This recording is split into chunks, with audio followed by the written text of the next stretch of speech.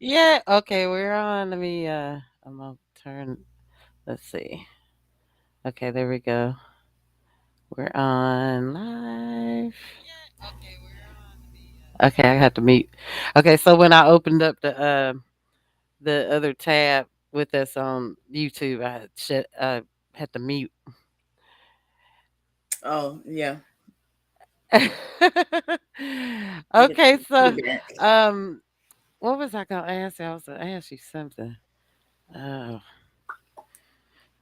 Must not have been that important. Hey. I can't remember. I was like holding on to the thought and everything. Wait a minute. And I just forgot it. I just got a brain fog. Hold on. Oh, this dude. Okay, I was gonna send you. Let's see. Hold on. Did you follow the New York guy? The guy in New York that I sent you his link. Ki- I don't Kissy know Kiss. when did you send it. Do you know? I sent it last week. Let me send you his link again. This one I'm not watching.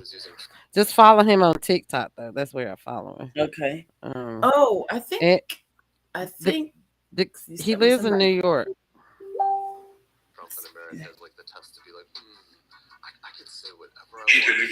Yes, I did follow him. Okay, okay, yeah, he's a I good just did follow. follow him. So okay, besides that, I just saw him when I opened it up. I was like, okay, I had to remember she followed him. So I just like this guy's video, which is true.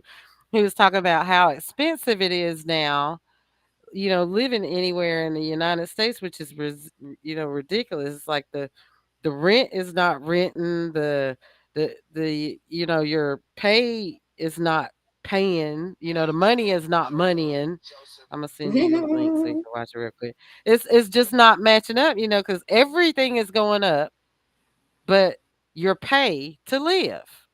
You sure this guy's in New York? Yeah, he's in New York. His thing, his bio says L.A. Is it It says LA? PDX to I thought L.A. okay, maybe he said he moved from New York to LA. Because I know he said he used to live in New York, I believe. Oh, And I thought it was around the Brooklyn area. Well, anyway, he's a good okay. follow. Yeah. He might travel. He's the type that would like if he likes a girl. I'm pretty sure what I picked up over the years of following him, he's such a good guy that he would pay his way to go see the girl, and then when he got there, he would pay both y'all's way. Like Mm-hmm. he's that type. But the only reason he's not dating is because he works so much and he does a lot of charity work. Okay, okay. So, what this guy was saying was really funny. I thought it was pretty relevant Mm. to what's going on now. This next one you sent? Uh huh. Yeah, he made a lot of sense. Oh.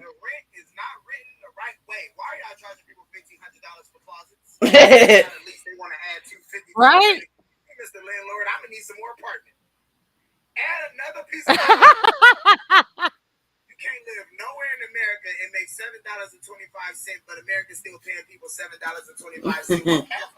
No, Mm-hmm. you can't. You can't.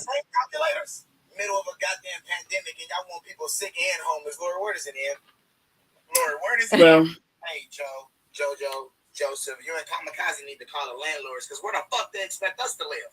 I see it from Right. I see it from both sides because Right. Well, I used to work in housing court.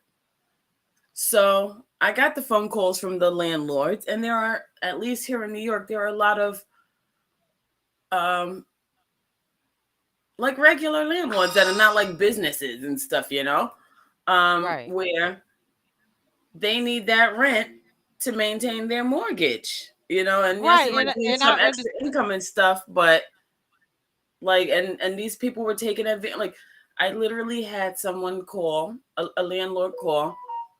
She had a couple that lived in the house. The lady was a nurse. The guy did something else, but they were still working during the pandemic. Mhm. And they decided they're not going to pay her because of this whole um what was the moratorium that we had going on in New York where you couldn't kick people out and all this other stuff, Right. and Right. they ended up buying the Tesla. Now see that I don't No, no, so that's condone. I'm not condoning that. no, no, no. I know. So I'm Yeah. saying, like, I see it from both sides because I mean that's one extreme, but still, That like, yeah. there's two sides to it, and a lot of times with these cases, a lot of them started and or were started before the pandemic, but they never Uh-huh. finished or they didn't get seen before we had to shut down. There were a lot that were like literally at the verge of being over before the pandemic, and then we shut down, so that stopped I sent everything. you the link. For what? Well, we're already you live. Yeah, yeah. Well, okay, he's Oh, gonna come back and he's gonna join us. I sent you but the link so you can like well and how we're gonna do it. I guess I'm gonna plug this in and then you could put your phone. You could because you're not on your compute your you don't have like Google on there, do you? On the back. Okay, so you'll hold on to this and then I'll just plug in the light. Huh? Okay, okay, okay. He washed the dishes for me so I can get off my mhm. leg. For you or for all y'all? Huh? I said, did he wash it for you or for all of y'all? Both of us, as Anthony's not home yet. So, but Anthony, when he eats, he cleans up right after, after himself. Because he knows I don't like dishes in the sink when we Yeah, go to bed. I'm just saying, who cooked? Oh, I cooked. I cooked. So the other person should clean.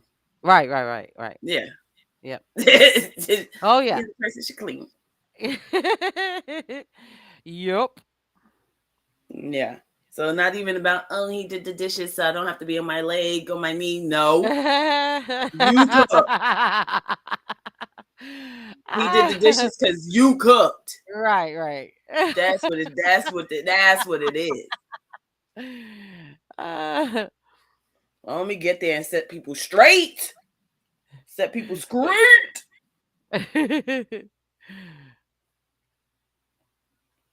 Yeah. Oh, I don't know why. All of a sudden, been sitting here this whole time. All of a sudden, my foot want to start cramping up. Uh-oh. Yeah. My foot want to start cramping up all of a sudden out of nowhere.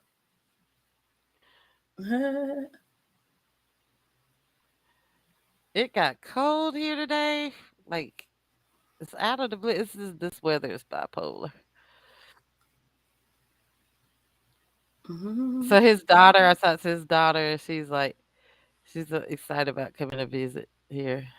She's Oh 20. yeah, She, yeah. I remember he said she was excited about the move because he said something like she wanted to come here herself or something or another, right? right, right. Because she likes country music and stuff, and Yeah, yeah, yes. yeah, That's what she's he was saying. 22. She liked the country Uh, stuff. Yeah. yeah, she's gonna be really, really ecstatic get seeing all that country stuff then. Tee.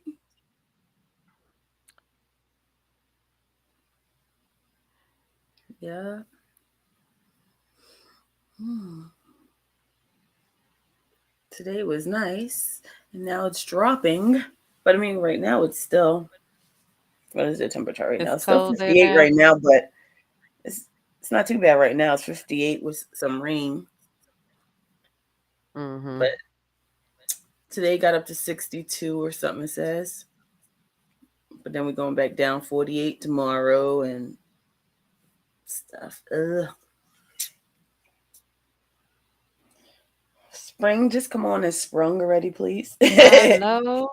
'Cause we're getting Spring, ready can we just? the next week, we're springing forward with the time, so the time needs to warm up. Yeah, like, can we just sprung already, please? In a hurry with a quickness, dog. And my You know, cousin that's what it's, messaged me today too. 'cause it's like, because it's like, the weather don't know what it want to do. Like, why are we 60 something today, and we were 60 something 70 on Sunday? You know, like why are we having those weather degrees just to drop back down to 48 and 40s? Like, no, come on, make up your mind. It's because they don't know how to react to this madman that's holding the planet hostage. Tuh. And now we're getting warnings and stuff. Mhm. Because seriously, he's got missiles that'll reach all the way to the states. Hmm. He's not a Kim Jong Un. He's a smart. He's smart, and he's been doing this for a long time. And well, when he was part of the KGB, they were doing it, even before he became the lifelong dictator for the country. So they've got What the people see and what people don't realize is there's always an end to one's life, you know? right. So, like, that's all I'm gonna say on that. But this is like unnecessary though, Nicest because way. this man is throwing a man baby tantrum. You No, see no, what I I'm know. saying? Yeah, Yeah, we I'm just he saying it in a he nice just way. I'm just being polite about it so I don't get us banned. or get depressed about it because yeah. Okay, Oh, so this guy right here, this guy, I'm gonna send you this guy. His video showed up in my freaking feed of all play because I don't follow him, but it somebody had asked him a question, so I'm gonna send it to you here. Watch this guy. And I was just like, really? Really did not want to hear this today, but I mean, nobody else is talking about it. It needs to be talked about. You've been selected to come to the drive. So there are a lot of really great questions that came from my prior video on how to minimize the effects of fallout. In terms of the half-lives and isotopes, you want to stay indoors for at least 24 hours and then leave after that only if it's really, really important, like you need to save your animals or something like that. You probably want to stay indoors if you're in the footprint for at least a week, if not two, before you go out in the midst of the contamination. And when the plume is going overhead, you want to stay indoors in the center of your facility, preferably in the basement if you have it. You don't want outside air coming in. So if you're bringing outside air in for heating or ventilation or air conditioning, then you want to turn that off. And that's only if you're really in the plume or somewhere downstream of it in a place where resuspension could make it to where you're at.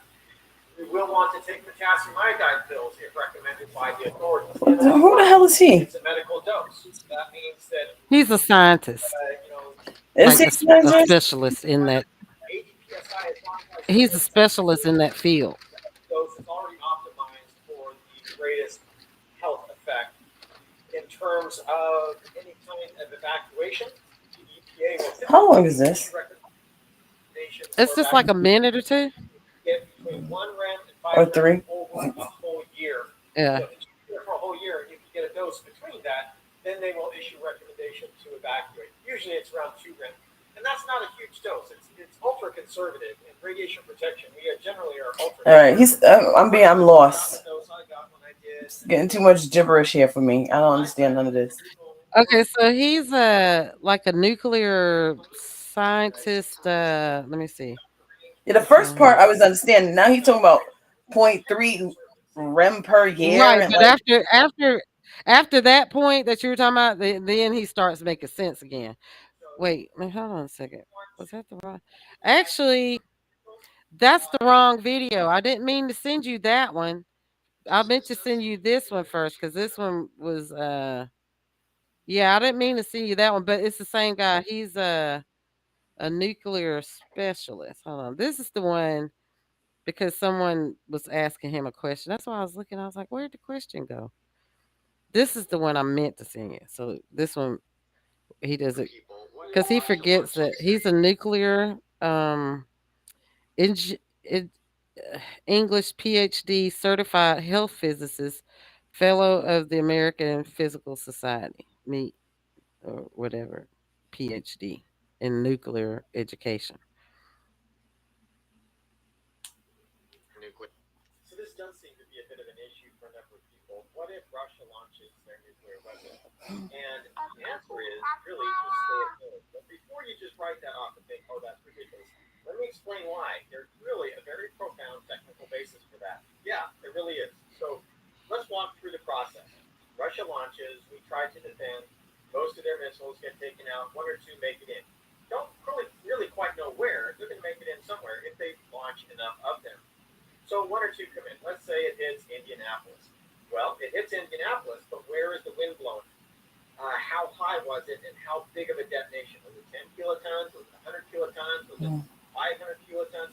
How big was it, and how high was it? That's going to determine where the wind blows.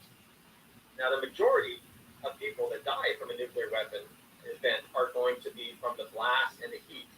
And so there's really nothing you can do unless you actually knew the missiles were coming up and you were able to leave the city and get out of there within an hour. Probably not. Traffic would be blocked if enough people knew that there was a nuclear weapon coming in, and you really wouldn't be able to make it out. The traffic would be so bad. So those that actually make it, there's a small penumbra around the blast zone where you can get radiation syndrome. Give me that cam box because I need to steal my phone. So you get the shielding from the house. You don't want to be outside. You know, the one, the box, the cam.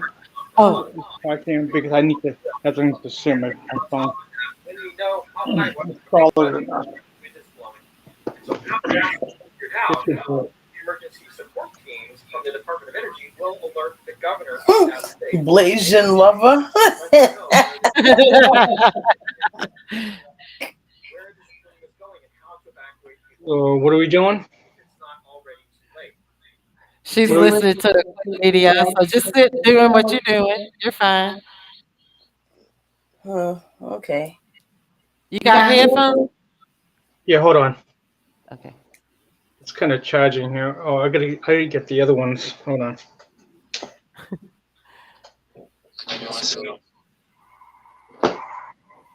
I'm gonna get oh, you know what? This one. Hold on.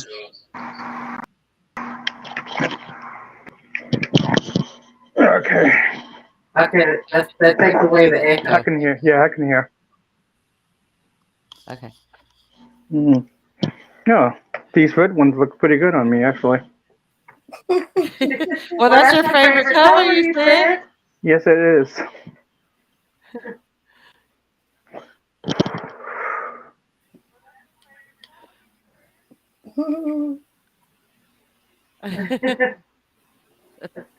How come you guys aren't on live cam? Well, Why am I the only one? You're on YouTube. Oh, right now? Yeah. Oh, shoot. I'm getting you off right now. You're on YouTube. So this is the streaming program I use. You gotta prepare me for this crap. Well, this is how we've been doing it, like practicing. Mm-hmm. So I'm the only one that's like on live video with my actual face, not like a profile picture. Not like the best picture you see. Like you Oh my God. You go and scroll through You're all freaking me out here. Best one. Mm-hmm. Okay. I'm gonna just sit here and pretend like I don't know what you guys are doing. So just stay in one. He's playing his game. No. What you do is you stay in one spot so it look like you're frozen. So maybe people think it is a fake video. Like, wow. tend to be frozen. Let me see that. Let me see the bag.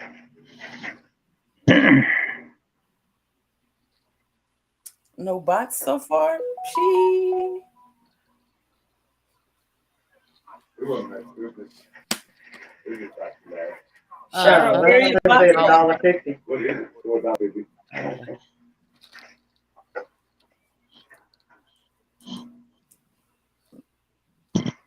Let me get one.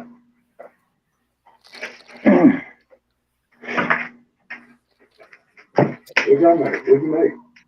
Seaweed soup and rice with pork.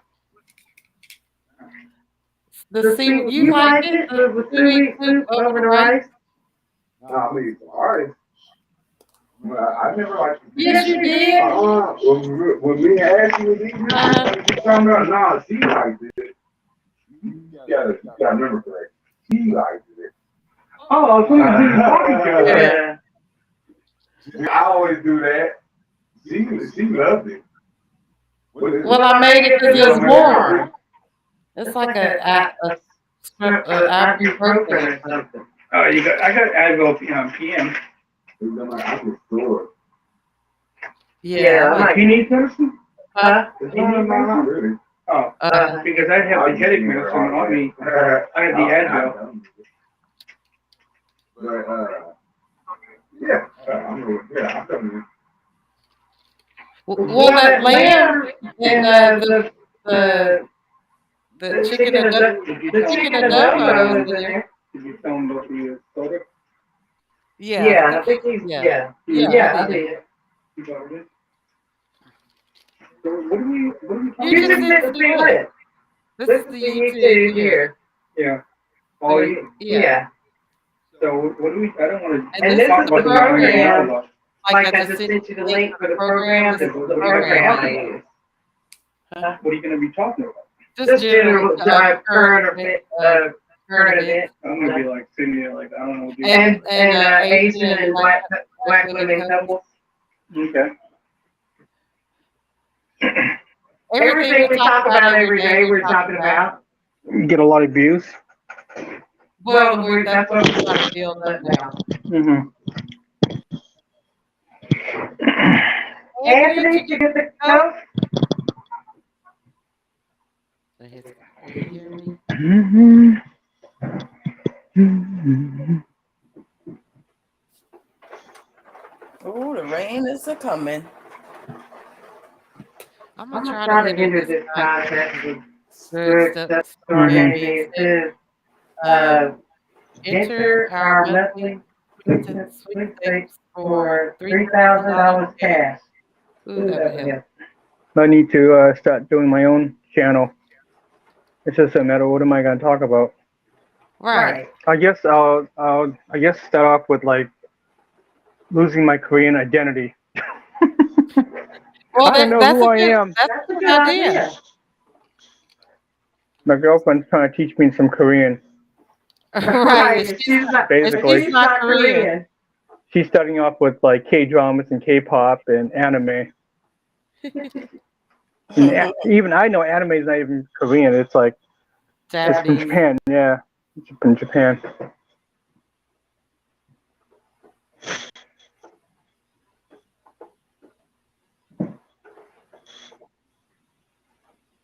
I'm even trying to get into watching some Korean videos where they're just walking around sightseeing, I guess.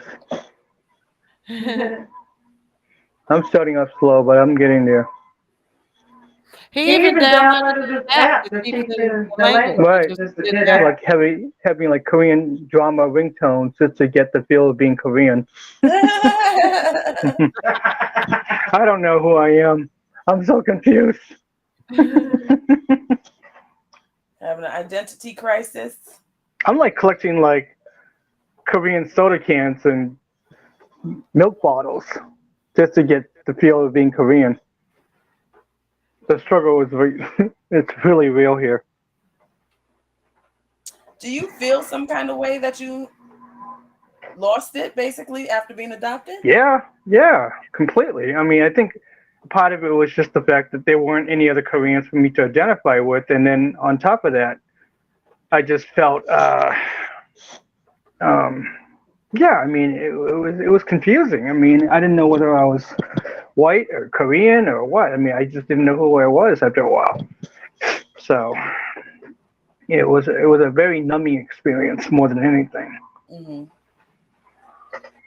This rain is I think when you're living in the States for so long, I think for anybody with any culture, I mean, if you haven't lived in your native land, you start being very Americanized, so you sort of lose yourself on trying to figure out who you are, especially when you're a young kid. You know, you're trying to identify your culture, both cultures, and I think it's a very very confusing time for anybody because you're also going through peer pressure and just being an adolescent, growing up, trying to relate to people, and it's a struggle. It's a struggle. What the hell is my?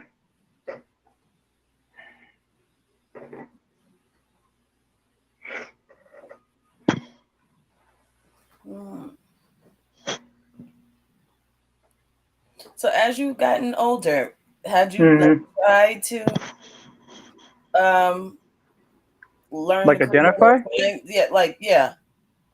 Like 20 years ago, yeah. I mean, let's say, I mean, I spoke Korean for 3 years. I lived in a community that was all, English speaking, all white community. I didn't really run into other minorities until I was in my teens. And at that time, I mean, I was struggling with just trying to fit in, just in general. And then any other Asians that I did come across, I mean, I was trying to uh, be accepted, but they didn't accept me because I didn't maybe speak enough Korean or I didn't know what my culture was. My family here was white, their family was Korean.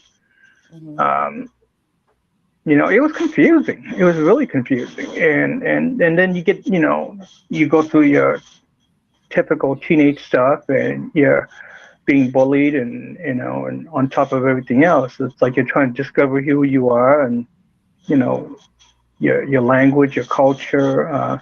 But at the same time, I was feeling very rejected because I didn't really talk to my biological family for, well, since then. I mean, I'd never gotten in touch with them, and I just chose to be more American. And Mm-hmm. I do have some regrets, but but for the most part, I made my choice. I accepted it, and I try to move on. But in the back of my mind, I'm still feeling kind of, you know, who am I? Why did it have to come to this? You think a lot about things that could have been different. What if I had stayed there? Um, would my life have changed that dramatically? Would I suffer depression, or would I have such a hard time struggling to fit in with other kids? When you're like the only Asian in a whole white community, I mean, you do feel a little left out, and you don't know where you belong. So, and I generally found that with a lot of minorities. I mean, a lot of them were from, I think they were born in Puerto Rico or Mexico, or they were from Russia, and but they grew up mostly speaking English, Mm-hmm. and their parents are trying to encourage them to learn their culture and stuff. But a lot of them, when they're teenagers, they don't want to do any of that. They just want to go out and play and just have that typical American lifestyle. They want to listen to music and hang out with their friends. But I think as you get how important it was. Mm-hmm. My My best best friend friend in in junior junior high and high and high high school school was was Korean Korean American, American, and and she she was was adopted. adopted. So So she she was was like like you, you, didn't didn't have have any. any. I I I think think you you knew knew more, more, from from where where you you came came from from, and Mm-hmm. and knew knew about about your your parents parents at at least. least. But But her, her, I I think think she she was a was a baby baby when this when Mm-hmm. this lady lady adopted adopted her, her, and Mm-hmm. and she she was a was a white white lady. lady. And And Yeah. I I remember remember going going to to see see her, her, and and they they were were they they were were arguing arguing all the all the time, time, and and the the mother mother was was single. single. Is Is it? it? Yeah. Because we're in the same room. I think that's. I don't know if that affects the video. I mean, am I the only one noticing it? Let me Let me see. see. Okay, I'll Okay, do I'll do this. this. Okay, I'll do hold it. on a Hold on a second. second. Um, Um, Maybe I should set up another room event. Actually, actually, no. no. Mute your Mute your mic mic while I'm while I'm talking, talking, Yeah. Okay. and and then then when when you you talk, talk, I'll I'll mute. mute. All right.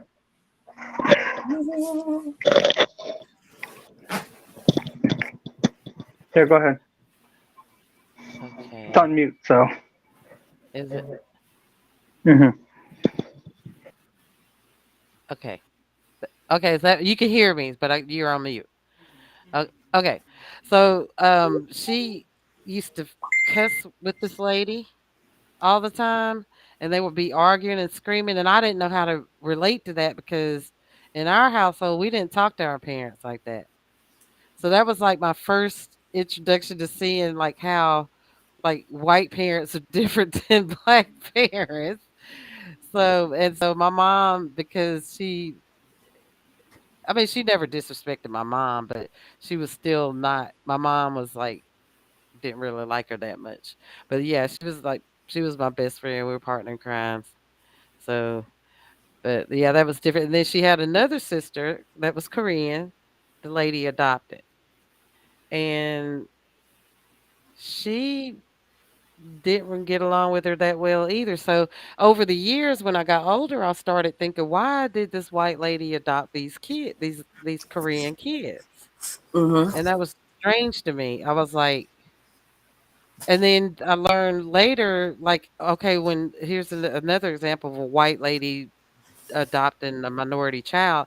This white lady took me to dinner to lunch, and she adopted a little black boy. And then she was talking about she wanted to, like, everything was fine at lunch and everything. We were talking. I thought, she was pretty cool. The fact she was wanting to adopt, which I still kind of think that's weird because a lot of those white parents don't learn the culture of the kids that they're adopting to where Yeah. they could teach those kids, which I think that's very important if you're going to do that. So everything was fine up until she said we started talking about Trump. And Yeah. she said that she voted for Trump. Uh, Okay, this is where I started getting bent. I was just like, okay, you're adopting a black child and you're wanting to adopt his sister. So you're not willing, just for that, you're not willing to learn about their culture to kind of keep them in touch with it or so that they won't lose because they know them being black and then seeing you and then when they go to school and they're going to see the other kids calling their mom and dad they're going to know they're different, so you need to have the ammunition and something for them when they come to you asking asking questions about why are we so different, my skin's so dark and this and that and this and that. Well, the more she talked, the more I thought I would worry for these kids that she's wanting to adopt. This would worry me. And so, of course, I never talked to her again after that. I never talked to her again, but I always think about those kids because she had already adopted the young black boy, and she yeah. was getting ready to adopt his sister. And they live out here in this area, but I always worry about those kids. And I never met the kids, but I saw pictures, and just because of who she is, and I worry about those kids. Yeah, that's crazy. Like, I remember when my sister was in college, one of her roommates, the mother adopted two like Chinese little girls, but the mother learned they learned Mandarin to speak to the girls, so they learned it, and they were white, but they learned it so Hmm. that they could talk to the girls and keep it Right. up. Yeah. Because that's not fair to the kids. I'm gonna mute myself so David could talk about that because I wanna know how you felt. Okay. Yeah, I'm still trying to get used to the microphone. Trying to figure out what the button is. Okay, I got it. All right. So what was the question? um, how you felt about your family not teaching you about your culture. I mean, my mom, my mom always encouraged me to keep my culture. I mean, but I've met other adoptees where, can you guys hear me? Yeah. All right, because I wasn't sure if my my microphone was still on mute. So, I mean, from day one when I got off the plane, I mean, my mom always encouraged me to keep my language and never like erase that part of my life. I mean, she always did whatever she could to make sure I could identify my culture. But the fact that coming here, living in a whole new country, culture, trying to identify kids that did not look like me, that couldn't speak like me, it was a challenge. I mean, for me, I mean, the first couple of years wasn't too bad. I mean, obviously, I was extremely homesick, but uh, it was still a struggle because the back of my mind, I was still thinking about my biological family, but also having to get used to having a family that I might have to live with for the rest of my life. You know, it was a very, very confusing time. It was extremely numbing. Um, but no, my mom never discouraged me from learning things about my culture. I think I chose to not accept it anymore after like 5 years or so, because learning the fact that I'm going to be here, I'm going to live with this family, I'm never going to go back to Korea. What's the point of speaking Korean for the rest of my life when there's no other Koreans for me to speak to? I mean, there was like literally no other Koreans that I could see or hang out with. Maybe things might have been a little different, but it wasn't. You know, I mean, I didn't really see any other Korean kids until I was like 13 years old. You know, and I came here when I was 8 years old. So, but even then, it was just a school on the weekends that I went to, just to learn some Korean here and there, some stuff with my Korean culture. But you know, those kids had their natural Korean parents, and they went back and forth to Korea. You know, I'm assuming that they probably had some American friends that are not Korean. I don't really know, but I couldn't relate to them, you know, and it was scary because I wanted to be friends with them, but at the same time, I didn't feel I was totally accepted because, you know, you're not really Korean because um, you can't speak the language, you can't write it, you can't read it. You know, a lot of times I went to these weekend Korean picnics, and they had you know, the Korean meals, and a lot of the older Korean folks, they just automatically assume that I can speak Korean, and if when they learned that I couldn't do it, they shunned me. You know, and it's very hurtful when you're a little kid and you're already confused as it is. You know, I mean, but huh? no, I was gonna say, I think that kind of goes to what like Sharon was saying. Like, Mm, yes, it's nice that you want to adopt kids from all over. However, mhm, mhm, and however, I get your mother encouraged you, but at mhm. the same time, you have nobody else to to have a conversation with.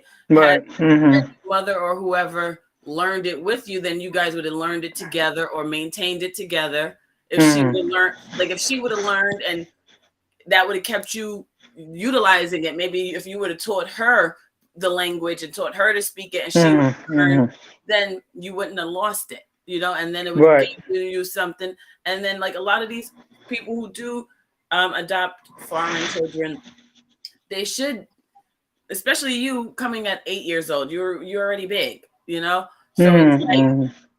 learn to make the food or find somewhere that makes it and buy it. You know, like Yeah. Yeah. you need to learn that culture. Yes, you're bringing them to the United States, but especially when it's a bigger child, like 8 years old, that's a that's Mhm. that's a grown age already. They remember stuff. You know, it's not like 2 years old or Mhm. anything. That's eight. Mhm. Mhm. So for 8 years, all you did was speak and talk Korean with your family or Mhm. whoever when you were there, eat Right. that food. Right. So it's like they need to bring that in here, and yes, and then start incorporating Americanized stuff and things like that. But like Mhm. Mhm. that's why it would be a huge culture shock. Yeah. It was. It was. I mean,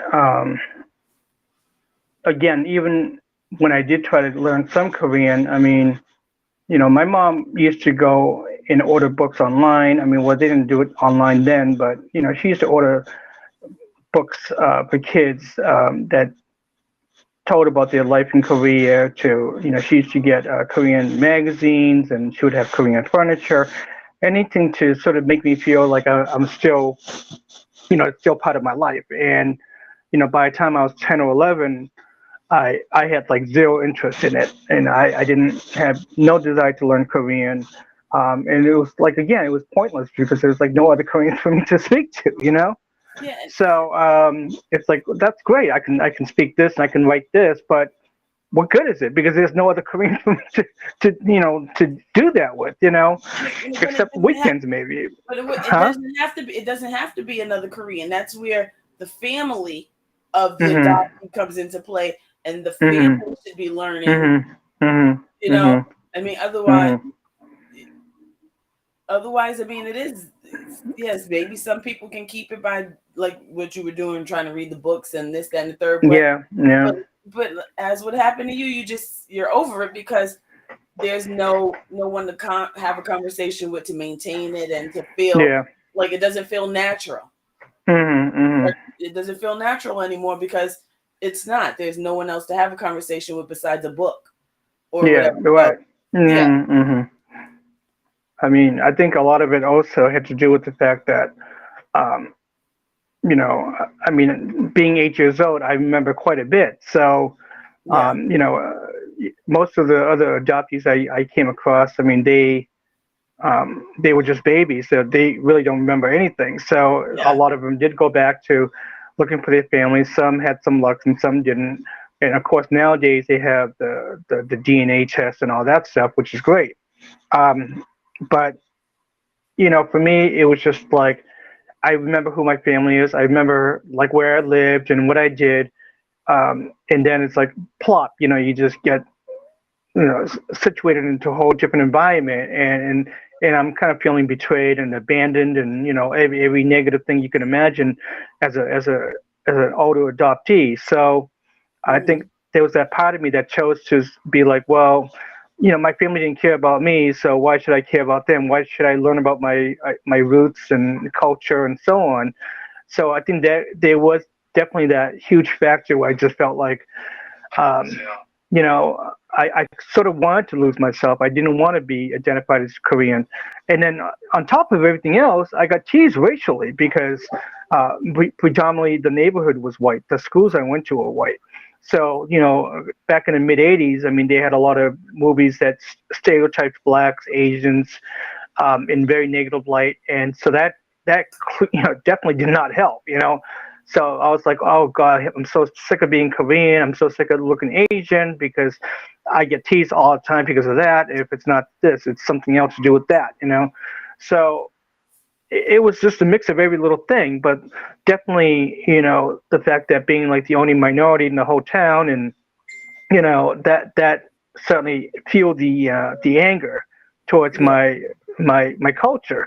And it wasn't really so much me like hating Korea and my roots. It's just the fact that I got teased so much, that sometimes when you're a kid, you don't even think about all that. You just think about, oh, I'm getting bullied because I look Asian and they're calling me Ching Chong and, Gook or whatever. And I'll tell you right off the bat that I've been called every, you know, derogatory word in the book. And if it wasn't me, it was my friends that were black, and they were in a very like again, it was a predominantly white neighborhood, so the school was like 90% white. It was just me and like three other boys that were black, so we were like walking ducks. So that's another reason why I got so close to them, because we could relate to the racial discrimination, feeling like we're always put in the spot. We're different from the other category, so I think that's one reason why I always favored being in the black community over the white community. I mean, my family here was white, but they were very nice, obviously because they were my family. But outside of that, it was a whole different ball game. So it was open season for me. So, we always got targeted. And my friends and I still, we talk about it to this day that yeah, it was crazy and it was dangerous, and but sometimes we look back and kind of laugh about it, because it's it's not even funny. It's just the way society is, and to within the last couple of years to deal with grown ass adults harassing young kids because of skin color. It's completely outrageous. It's ridiculous. So yeah, that's kind of where I was at with that. But it's insane. Everybody deals with some discrimination in some form, but I think especially nowadays, being black and Asian, it's like it's a nightmare. It's scary. I think the racists are much more open about things. They just feel like they have the privilege to say what they want to say, and they think it's okay. And we've dealt with racism most of our lives, but I think it's just now it's like you see much more adults literally acting like they have this legal right to do what they want. You know? Mm-hmm. Yeah. At the same time, trying to download something here. Yeah. So.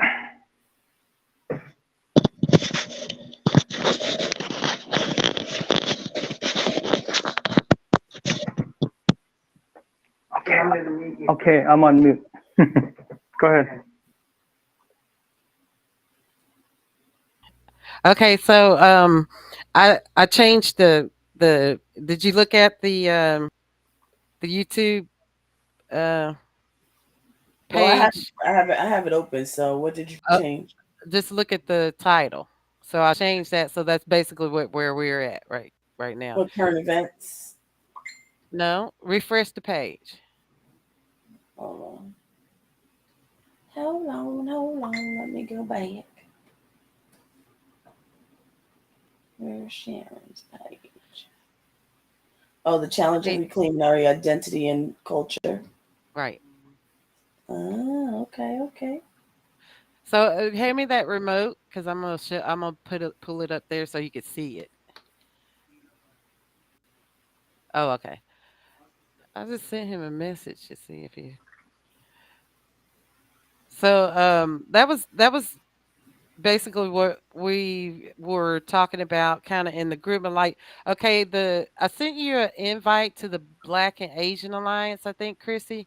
So I made a post earlier. I think I made a post, it was last night I made a post, and I shared a video of an Asian lady that was talking about the how the media, the bias in the media. So my post was, once again, we can thank mainstream media for pushing their anti-blackness narrative where the Ukraine issue is about.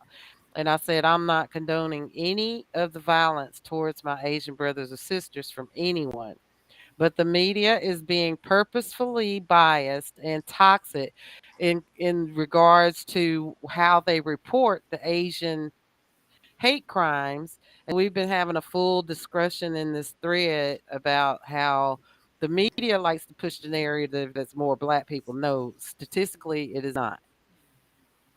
Mm-hmm. Statistically, it's still more white people that are doing the crimes, but anytime a black person does it, they That's want to when they try to show it. push the narrative that it's more black people that are doing it, and it's Mm-hmm. not. I don't see a thing for that page, but I don't know. Maybe I'm Let overlooking. me resend it. I'll resend it. Maybe I sent you a post. I'm gonna send you. But when you join, you're gonna have to answer some questions because it's like a really it's a social group where basically like with politically and socially how we're trying to get the black and Asian community reunited and Mm-hmm. decolonized. We're trying to break down the model minority myth and all that stuff. I'll send David because David, you have good topics to talk about too. I'm gonna send you an invite. But yeah, this group is got 8,000 members. It's a private group right now, and the guy that started the group is a black Filipino that's gay. So I follow him on. His name's John. I follow him on TikTok too. So he started the group, but it's a good group. We have in-depth discussions that like we're trying to solve our issues in our communities. Like Mm-hmm. the Asian communities with the elderly people that are anti-black. Well, the youngsters are trying to change all that. So, because there is anti-blackness in the Asian community. But Mm-hmm. we're trying to get back to like in the 60s, the Asians and the blacks were united in the civil rights movement. And then the white establishment saw that unity because there were a lot of Asians and blacks, right? And they were joined with the Black Panthers. There was Asians joined with the Black Panthers, right, of civil rights. And then not just the black civil rights, but their civil rights because they still weren't, allowed certain liberties. So when the establishment saw that, they came up. A white man came up with the term model minority, where that's a tool of the system to keep the black and the Asian community separated and divided, because those Asians that subscribe to the model minority myth, they feel like they're up in a certain part of the hierarchy. They aren't at the top of the hierarchy with the white system, but they still are in the vicinity of white supremacy, because that's where white supremacy says you'll be accepted if you subscribe to the minority myth and bash black people while you're up here. We'll let you come up here above blacks. So that's basically what the model minority myth is a tool to keep the Asian and black community, because our communities are more alike than we are different. I'm gonna mute myself because David. I see David's. Uh, Okay. Okay. okay, Okay, David, you're off mute. Yeah, I mean, I only heard little bits and pieces of that woman yesterday, so I completely agree with what she was saying, though. Which one? Oh, the Asian lady? Yeah. Mhm. Yeah. Mhm. Mhm. I only like walked in and out of that one, so I don't know. I mean, I just find everything going on now is just so out of control, you know. Um, can you hear me? Yeah. Yeah, I wasn't sure what the mic is doing. All right, where are we going with this? I lost my train of thought. I'm getting old. I'm getting old. I'm going back to my video game. What's going on? What are we talking about? So talk about why you like black women. Oh, now we're going from the title of my profile name. That's what our video. What's my take on black women? Yeah. Just well, I mean, I like them better than white women. I mean, I don't know. I mean, you know, for me, I mean, I'm not gonna. I mean, I would lie to myself saying no, I don't find, black women just physically attractive. And I think it's just for me. I think it's just I've had that deep connection because, again, it's like that's who I was surrounded by. That was the environment I was, you know, favoring towards. I mean, I've certainly met a lot of nice white women, going to my school, but once I, well, what's the way that they say that once you go black, you don't go back? Yeah. So for me, I guess that's kind of like I was the original Blasian lover. I mean, for me, it's like it started in middle school, and it's kind of like you see one white girl, you see them all, they all look the same.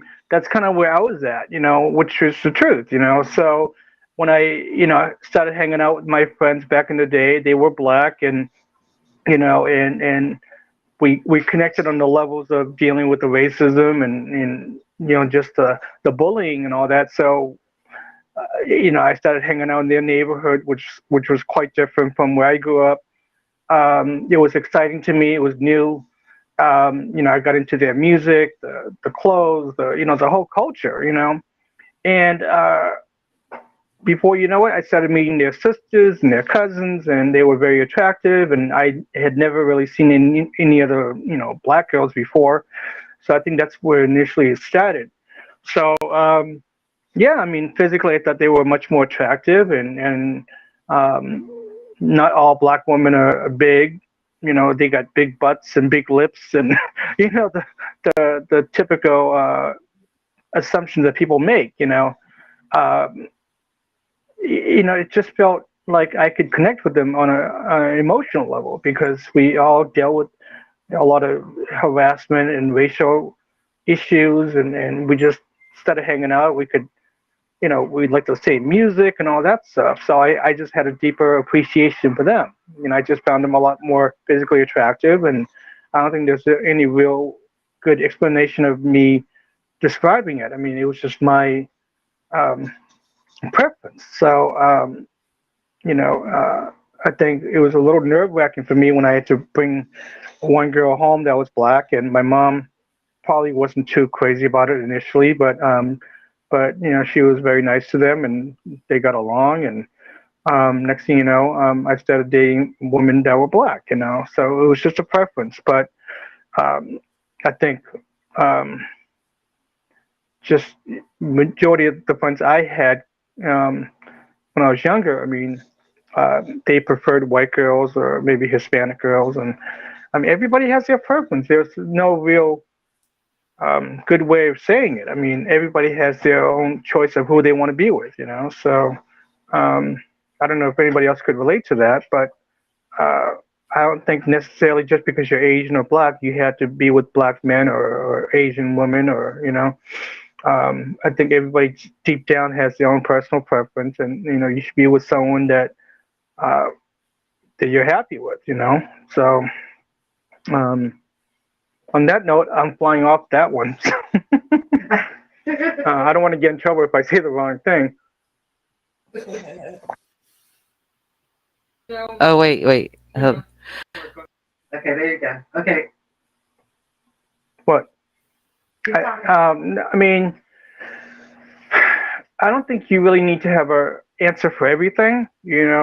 Sometimes you just go with what you feel is right. And for me, um, I'm sure I could have sometime down in my life, I could have really reached out to a Korean girlfriend or a white girlfriend. I mean, but that's not who I would have been happy with.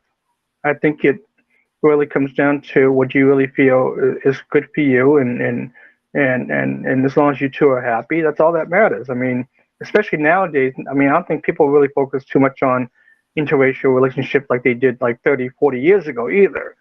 I think people are much more expressive in who they want to be with, what they want to do, and so on. So, um, all right, all the viewers, like, help me out here, please, because I'm starting to feel like I don't know what else to say. So, I mean, where I grew up in Boston, it wasn't very common to find a Blasian couple. I mean, I maybe saw once in a while an Asian guy with a black woman, but they were just strictly friends. I mean, they weren't holding hands, they weren't being romantic. But I've certainly seen a lot of black guys with Asian women. And I come across a lot of friends that had been in situations where, um, their black male friends didn't want them to be seen with other Asian guys. They just thought it was wrong, but it's okay for the guys to see Asian women. I'm sure a lot of people have heard that. They just feel like they're betraying their race if they're dating anybody outside of black, or I certainly have a lot of Korean friends that have dated, and married white women. Some of them don't see me, um, they don't see it as a bad thing. I mean, again, it's like who you want to be with, it's up to you. Um, but I honestly don't know that many Asian guys that are into black women. I mean, I try to add people into groups, but at the same time, I don't want to make these assumptions that, oh, they're into white women or black women. I mean, I don't really know a lot of them personally, so I don't want to make any quick judgments. But again, it's not the most common thing I've seen. I've certainly seen a lot of black guys with white women, but I don't often see a lot of Asian guys with black women. So, um, am I the only one that feels like that, or? No, it's so true because I live in New York. You would think people are like, oh, how you haven't dated an Asian yet? I'm like, well, it's not that I haven't been attracted to them because I like all men. I like men. Black, white, yellow, green, purple, orange, whatever. You look good, you look good, But I haven't had an Asian man approach me. And knowing that, not knowing the culture itself, but when you see shows and things like that, you do see that. And just in even growing up, you'll see a lot of white men with Asian women and vice versa. They tend to go with white people. I guess it's more socially acceptable for the older generation to be with a white person if they are to go outside of their culture and outside of their race, to go with a white person with a black person. And like, since I've started this, so I was actually happy when I found this these AMBW groups, because I'm like, oh shit, there's groups with Asian men that like black women, you know, like they like us, you know, they really like me. I think the ones that are not in the groups specifically, I think there are many, you know, white women, black women, Asian men, black men, you know, Hispanic men. I think maybe they might not be open about talking about it, or even have dated any woman outside of their race. I think many are definitely very curious about it. I think also the way the media depicts, you know, black women and Asian guys, you know, maybe they just kind of frown upon it, and they just feel like, no, I'd rather stick with my own kind, because, you know, I hear that black women are like this and Asian guys are like that, and, you know, so a lot of the media really stereotype in very negative light. So I think that makes them feel like they're a little fearful of it. They just feel maybe, I mean, I've certainly met a lot of Asian guys that are just, you know, wanting to date women for fetish reasons. You know, I mean, it does happen, you know, and I've certainly seen a lot of black women in groups where they just feel like, oh, well, I want to be with a Korean guy because they're automatically into K-dramas and anime and, you know, the stereotypical Asian thing. So, I mean, I don't know. I mean, I could be completely wrong, but I think there are definitely people out there that do want to date interracially. They just don't have the nerve to come out and say it or do it, you know? Yeah, no, it's true. And like, since I started this, I only started back in December with some of these groups, and within like within the first week and a half of joining, first week and a half of joining these groups, I actually had met 2 people, right? And one of the guys, when we met up, I was talking to him, and I asked about, so have you dated black women before? He said yes. So I'm like, oh, okay. And I'm like, how's your family with it? So he's like, well, his mother and his sisters, they know and they don't care, but he can't tell his father. So his father didn't know and don't know that he dated black women, you know, because his father is more traditional, things of that nature. You know, and the other one said, like, it's not really spoken. However, his parents wouldn't care. Like, it's you date who you date, you like who you like type of situation. And I guess it's more being that they're here in the U.S. now. They have his family probably have adapted more to the being a little bit more open, because now you're not only in your country where 98% of the people look like you, and you know, now you're here where you're in the 2%. So, and then like even the other day in speaking to our friend here, I don't want to say his name, but speaking to my friend when we were out the first time, I think it was when we were out the first time, and I asked him the same question. His answer was he's dated black people and or like this girl who was Brazilian, but he doesn't tell his family doesn't know his dating history, so they don't know that he dated her.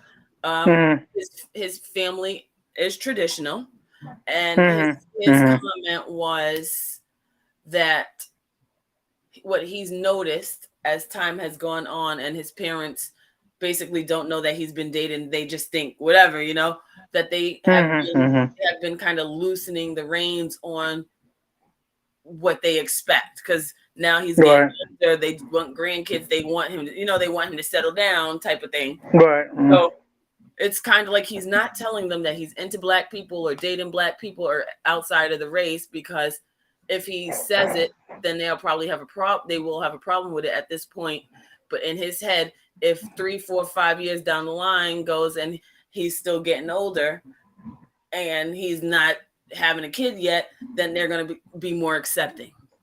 Yeah. But it's kind of like be accepting by force, which it shouldn't be the case. Like, I get it. I completely get the way you're brought up, your traditions, your this, your that, and everybody wants to respect their parents. However, you can't expect them to just drop everything, that they were raised. I mean, I mean, they're probably thinking, well, if I date a woman outside of my race, there goes part of my will. I guess I won't be accepting that one. No, but the problem is, but you are doing it. Now, it's not fair to the girl that she hasn't met your family, that she can't meet your family, and stuff. So Right. My whole thing is, if you're going to date outside your race and that's what you like, you need to grow some balls and let it be known. Like, that's what I'm saying. Yeah. Unless you are going to give in to your parents, to their thinking and their ways and marry who they want, unless you're going to give in and go that route, then okay, fine. Don't say nothing. Okay, if you want to have fun with these black or whoever else, okay, fine. But it's still not fair to the girls, because on our side, we're open to it, and thinking, don't lead them into something that relationship. You're right. Don't. I mean, if your intentions are to be with her and have this growing relationship, and then last minute, oh, by the way, my family doesn't approve of this kind of situation, then you better let that girl know right off the bat. Don't lead her on into this missing relationship that's going to happen, and you're going to get married and have kids, and only to let her know, oh yeah, by the way, my family's not going to approve of you because this and this and that. So. Yeah. I had this one friend from Jersey. She was black, and she met this guy, and he was Chinese, and they were very good together. He was very nice, and they dated. They met on Facebook, and then they met up, whatever, and then they dated for about 3 months. Physically, they got together and they did all that, and then eventually she was like, when am I going to meet your family, and and he was like, this is not a good time, or my family's sick. He always came up with some BS. So eventually she was like, look, I really like you. I know you like me. Let's do this, because we want to make this really serious. So eventually he brought her home, and he said, like, look, just to give you a heads up, this might not turn out so well. She was like, well, how bad could it be? So she met them, and right off the bat, the mom was talking to the guy in Chinese, and she was like, "Oh, you had to bring you had to bring any girl but a girl that was like, she said Negro." And right off the bat, you knew where this was going. So he didn't stick up for her. He just like, yes, mom, I understand, mom, and they, next thing you know, I mean, they broke up. And it was just a really bad situation. I was really sad for her because she really, really liked this guy. But that's the kind of stuff I personally don't like. I mean, if you're going to be with someone, do it for the right intentions. If you feel like she's the one, then go all the way. Don't let your parents control what you do. I mean, in the end, it's your life. I mean, they're going to get old, they're going to pass away, and you got to live your life your way, regardless. But I understand, every family has certain traditions, and they're like, I mean, I didn't grow up that way. I didn't have a lot of traditions where you had to have, you could only date white girls, or so I didn't live like that. But my mom, maybe at one point, maybe she would have preferred me dating a Korean girl or a white girl. But she understood, this is my life. I want to do what I want, and if you can't approve of her, then I mean, like you said, you have to grow some balls. I mean, it's your life, and if that is the person you want to spend the rest of your life with, and you got to just do what you got to do to stand up to your parents. But I know there's a lot of guys out there who probably wouldn't have the nerve to do it because they don't want to either feel like they're disrespecting them. They feel like maybe it has to do with inheritance. I don't know. I mean, it could be anything. But I mean, me personally, it's like if I really value that person, I'll do whatever it takes to save that. I'm not going to do everything just because it pleases my parents. I mean, it could be anything, whether it's going to school or having a certain job. I wasn't born to be raised to please them all the time. That's just how I feel. Yeah. Yeah, I mean, but it makes sense. I mean, it's just I know when I met my son's mom. She was black, and initially my mom wasn't too crazy about it. And at the same time, I don't think the rest of my family was too happy about me bringing a girl that was black. And I went to my family's house for every holiday, for every single dinner, and so on. So when my mom told me that oh, she'll pick me up at 8 o'clock for dinner or whatever, it's like, fine. Can I bring my girlfriend who was black? She was like, oh, I don't think that'll be a good idea. It's like, well, if she can't come home, then I'm not coming home for Thanksgiving. And so she's like, are you sure? Are you serious about it? It's like, yeah, I'm very serious. She's a part of my life. And if you can't accept that, or the rest of the family can't do it, then, have a nice holiday. And I didn't like giving that ultimatum because, I loved my mom. I adored her. She was my hero. But she had to understand that this woman was important to me. I mean, this is who I was going to have a child with. So I didn't want to put too much out there, but at the same time, I was just like, I want to be with you guys, but she's important too. I don't want her to be left home alone and, pregnant, or, having a holiday dinner without me or, the rest of her family, because her family wasn't too happy about her being involved with an Asian guy. So I just felt, I did what I had to do, and I'm not ashamed of it. I mean, you just had to, as you said, grow some balls and just do what you got to do. If that person's very important to you, then you do whatever means is necessary. Yeah. Mhm. I completely agree. Mhm. In the end, it's really about you and that partner. It's not about Exactly. your best friend or your mom or your dad. I mean, I'm not saying that they're not important in your life, but I mean, when you're with that potential lover and you're gonna have a family with that person, and you're gonna grow old and so on, I mean, then they should come first, no matter what, because they lived it, they lived their life. They had kids. They all made certain choices they probably didn't want to do, or thought maybe it was right at the time. I'm sure my mom had arguments that's similar to whatever I was going through with her parents. And so for her to have the audacity to tell me how I should live my life and who I should date and who I should get married to or whatever, I mean, don't be a hypocrite about it. Yeah.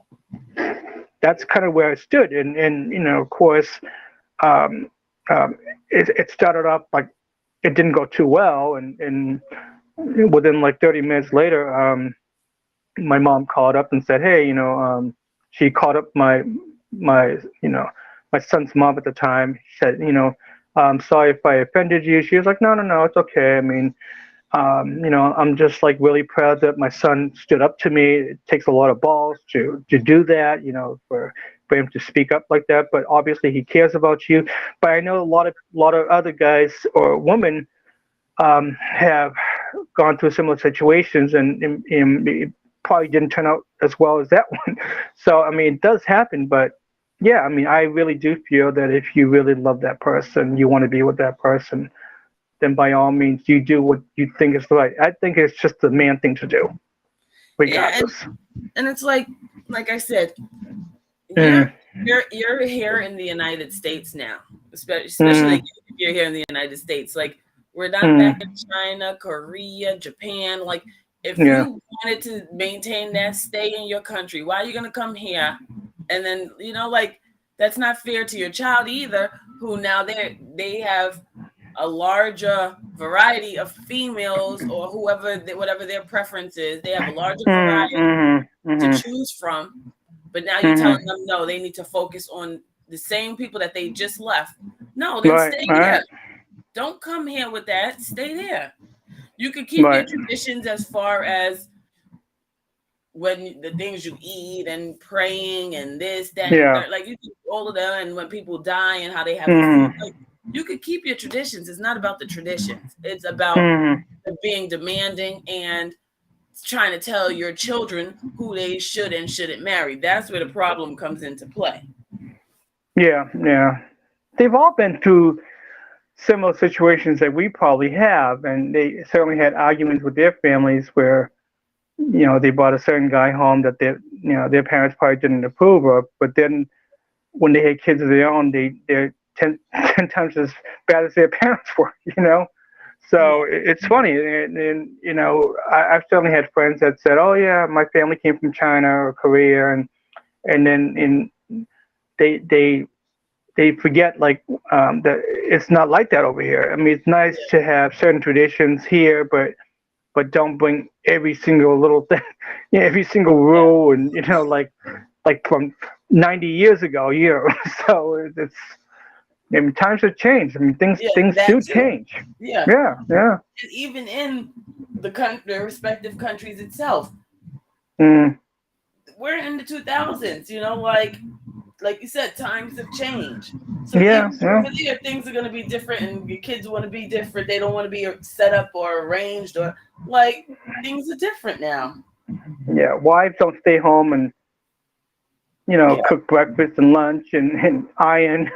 They're out there working, and we have I mean, female presidents and women go out and ask the guys out. I mean, things dramatically have changed since the since the 50s and 60s. But you got some guys, some women who still want to live like that, and I'm kind of like, why?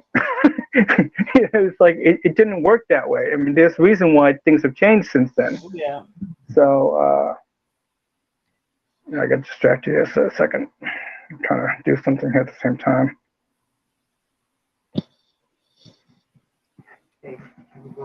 Okay. I'm back. I was looking for my book, and the reason started joining the groups in November, my birthday, and then I bought this book called AMBW, Asian Men, Black Women Movement. It was like the movement. So I just read this book here, and it had and I highlighted like the little notes they had in it, and it said, like resources, other resources for Mhm. online groups and stuff.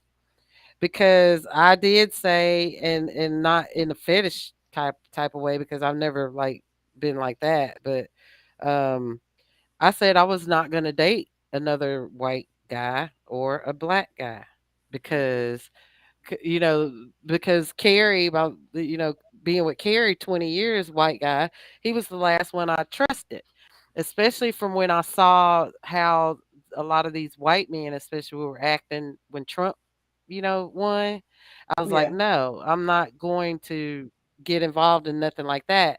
And then as far as the black men, they get this extra smoke too because of them disrespecting black women, and you know which honestly, black women don't care about them going with their preferences, just like what David said. You got a preference, that's good, good. My Yeah. issue with the black men is when they make these videos all over the place, purposefully disrespecting black women while propping up their preference. No other race of men does that.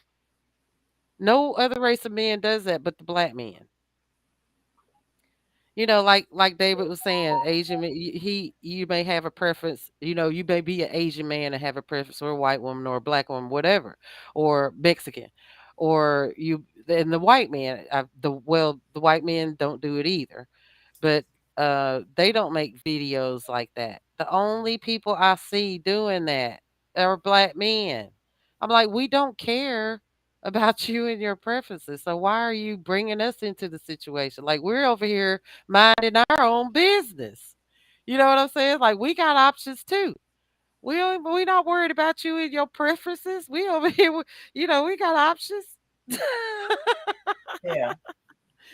So yeah, that's where I stand on that. So I said next one I go, it's gonna be Asian.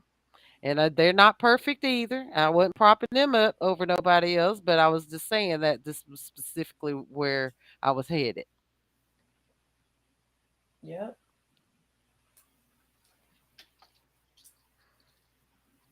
Because all men really, they got their issues, but yeah, Tell no me other race of about it. men does it, huh?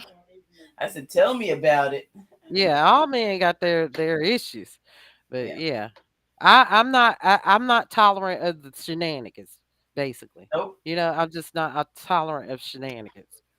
Yeah, I'm too old for nonsense. What is it?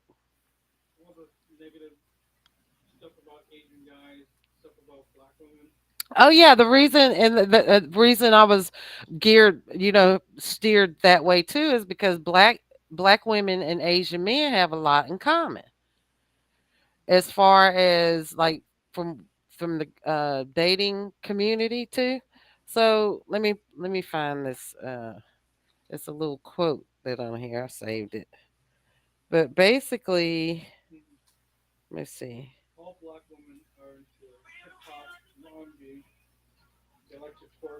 Yeah, no, not all black women do that. Yeah, see, I don't buy into stereotypes either. I don't buy into any of the stereotypes. Yeah. Okay, here it is. Myth debunked. Um, Asian men and black women face a common issue: racial bias in online dating. Online dating apps have unintentionally exposed society's deep rooted racism. They track data about people's dating preferences, and the statistics are troubling. Asian men and black women are at a disadvantage when it comes to online dating and are the least picked on dating sites. It's sad but true. Yeah. So, um, yeah, so that was like the statistic for black women and Asian men. So I actually think that they do make a good vacation.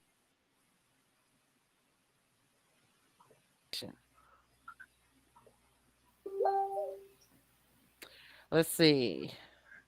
Here's a myth. Black women are not attracted to Asian men. False. There are many Asian men and black women who find each other attractive. The AMBW movement is proof of the worldwide shift from this untruth. Black women are finding the courage to admit their attraction to Asian men, shake off the old narratives, and seek out love. That was one of the myths. Um, I think an Asian man wrote this book too. Let's see.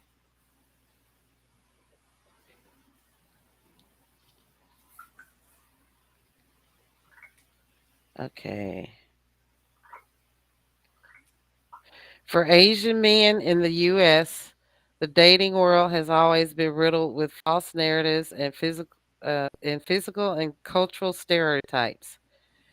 When compared to other men on dating websites, Asian men statistically receive the least number of messages and matches from straight women.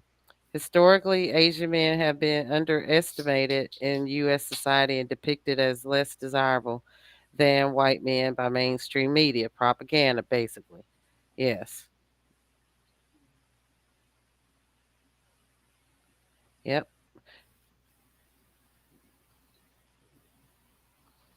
Okay, this is one. Let's see. Myth. Asian men, this is a myth. Asian men are not attracted to black women. False. There are Asian men um, who are open to dating women outside their race, especially black women. Some Asian men don't open up about their attraction to black women because they are afraid of rejection, and other Asian men are hesitant to go against their parents' strict traditional values on same race marriage. However, like black women, Asian men are examining their traditions, belief systems, and customs and asking and bravely stepping outside of the box.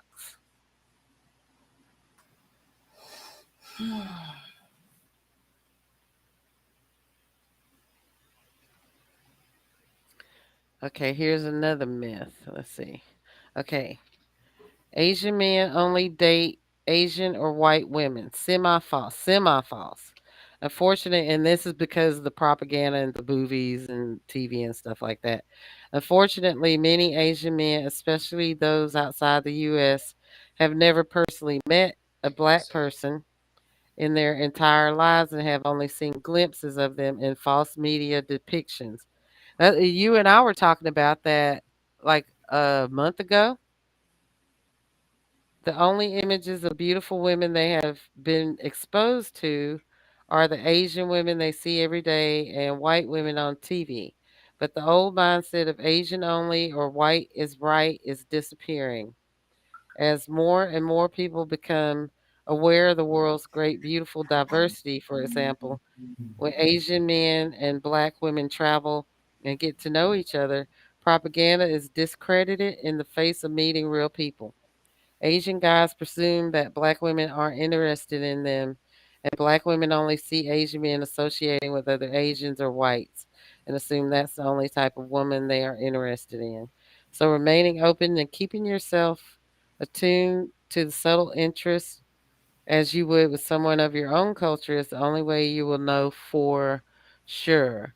It's better to be turned down than it is to not try and possibly miss out on a beautiful relationship or the worst outcome you made a great new friend who can help you feel more comfortable for the one who Asian man that may be looking for more.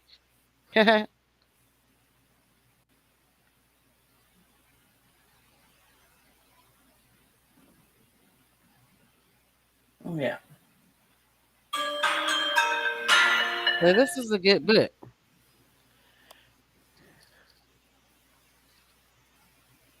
Yeah. Sounds good. I bought it off of I bought it off of Barnes and Nobles. It was like 9.99. It's only got I'll you know what? Since I've read the whole thing, I've read it front to back. I can send it to you. You don't have to buy it. But it's got like, resources and all kind of stuff. It doesn't have that many pages. It's like probably let's see here. The number of the pages. It's paperback. Wait a minute. I just noticed there's no numbers on the pages. Uh, there are no numbers on the pages. That's funny. That is funny. But it's not. It's like it's probably I would think it's like 200 something pages, 250 maybe. It's not that thick.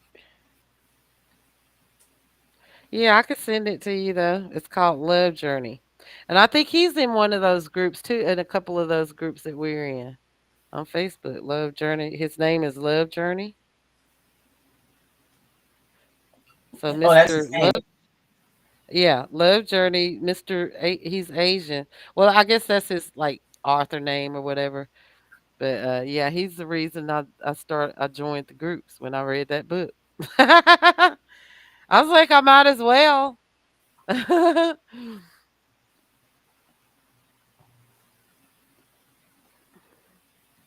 Yeah, Tara actually, because I think like when I joined the group and then they do the video chat interview with you.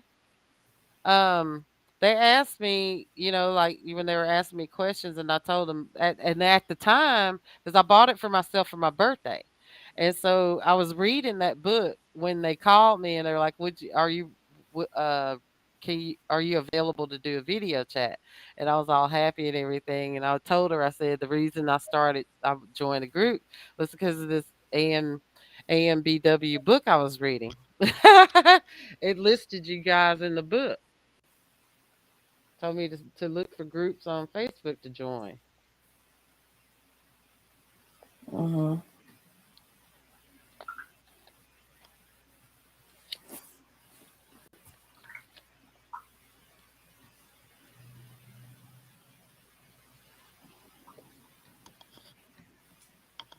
He's outside real quick. He'll be back. So this is wait a minute. What is this?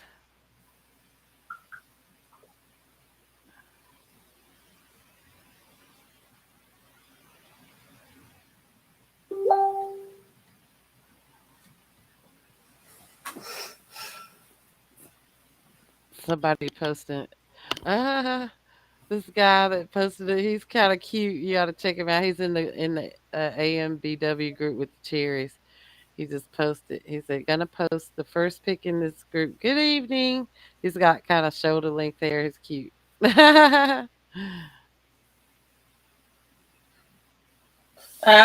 Tara responded to your picture Let me see. Yep. Okay. because you tagged me, Kevin, and Felix. Right, right, right. Oh, did she? Ah, wait a minute. Let's see what she said. I don't care. Don't even. Oh, no. You in upstate. Let me say. She come too. Wait. You can come too. You can come too. I'm going to be there. Going to be there for the July 4th meet up. I can't wait to see you.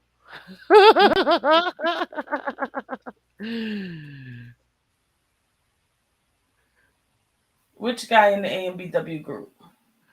He got long hair. I'm gonna click his thing. I'm gonna send it to you. He just posted. He's young. You said the one with the cherries, right? Uh-huh. Oh, Dominic? Dominic. Yeah, he cute. Yeah, he's kind of cute. Kind of The cute. long hair. I like the long hair. Cute. His profile page was short. It's kind of cute. Oh, let me make sure I say this to her because maybe this she start. She gonna. I'm gonna say. We're staying at. We're having a sleepover at Krista's house. 'Cause I'm too broke for a hotel. How old are you, Dominic? How old are you, Dominic? Over at Krista's house. How old are you, Dominic? Cause Let's send you a I'll be too broke for a hotel.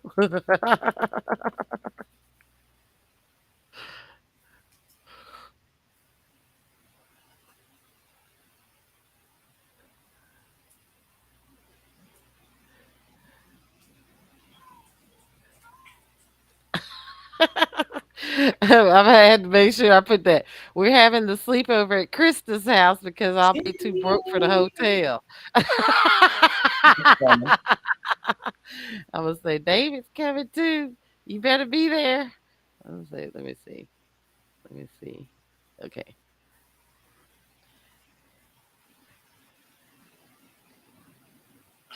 Yo, it's irking my nerves how all these fucking celebrities are raising $30 million for Ukraine from Right? Ashton Kutcher and Mila Kunis and Ashton Kutcher raising 30 million and all these other people raising all these money for them. What about the fucking people here?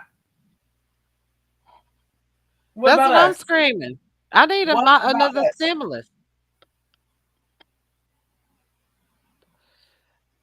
We need another stimulus. Like I'm we sorry. really do. Yeah.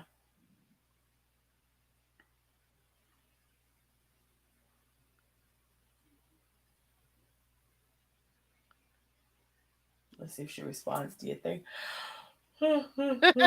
Yeah, but you see what I put I Yeah. commented under yeah, I said David is coming too. You better be there. I'm talking to Tara. She commented under the picture you posted. You posted with the dinner. Yeah, Tara said, "I don't care if you don't invite me." I said, "You come, you can come too."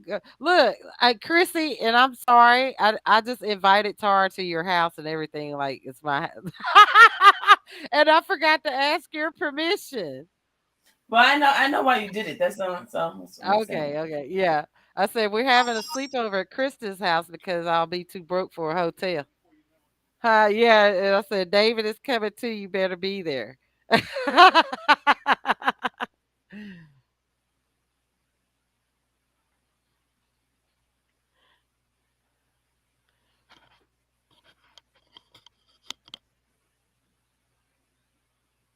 So hey, you need to write up under her comment too. Say, I can't wait to meet you. You go up under the post and find her comment. And say, I can't wait to meet you, Tara. Who, me? You talking to No, me or no, I David? told David. Oh, David. So I can't wait to meet you guys. Who is it? Somebody else coming? No. well, this Okay. look good. I thought I deleted this one. Okay. I blocked them. I think I did block them. I already blocked them.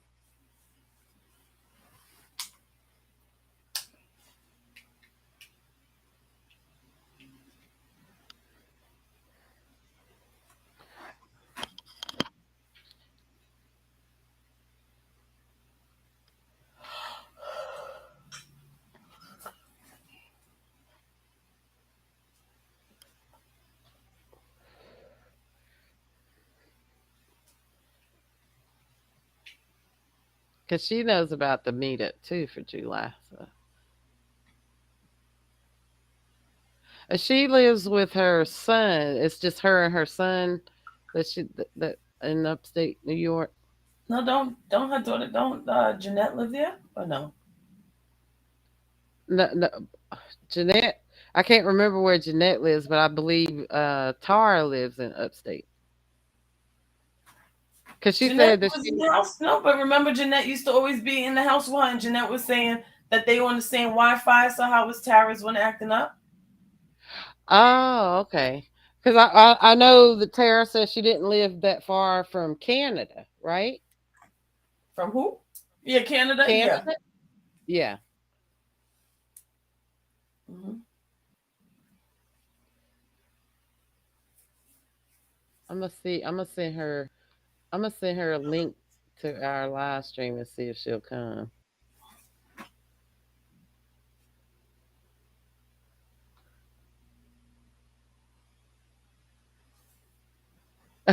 She's laughing. She's laughing at the sleepover part. I'm gonna send her a link see if she comes to the live stream. Let's see. How many more people can I add? Let's see. 3 to 6 people on the stream. What more? Oh, I can add. I'm gonna send her a link and see if she uh wants to. Let's see. Tara. She's laughing because you said my house, and they better be there. That's why she's laughing. Right, right. I'm sending her a link right now. See, Hey, she just wrote I'll be there that weekend too at the you Hilton. aren't busy. Join us now on the YouTube stream. Oh, I'm gonna man. see if she'll come in. Okay.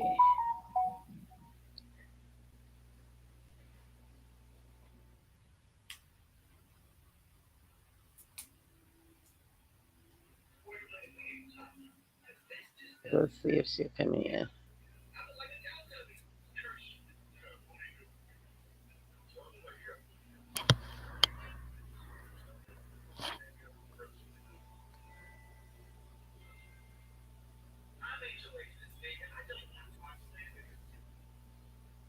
Ooh. She just wrote I'll be there that weekend too at the Hilton. Aren't busy.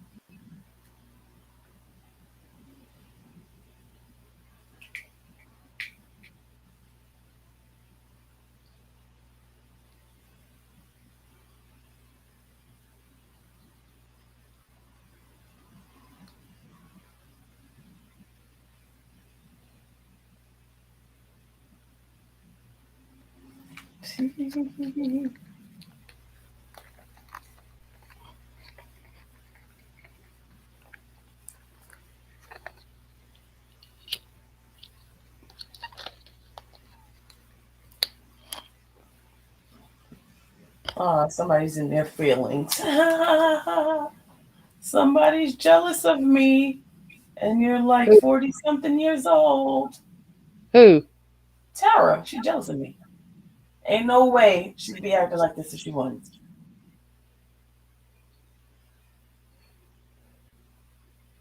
What'd she say? At the Hilton. Fancy.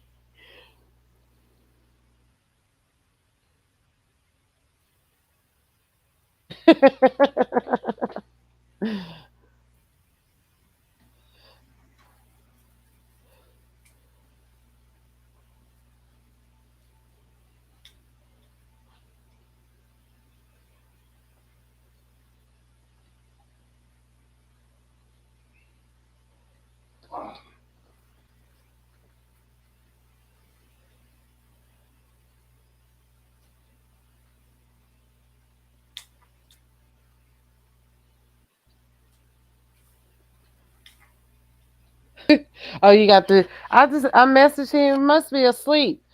Not. Well. Okay.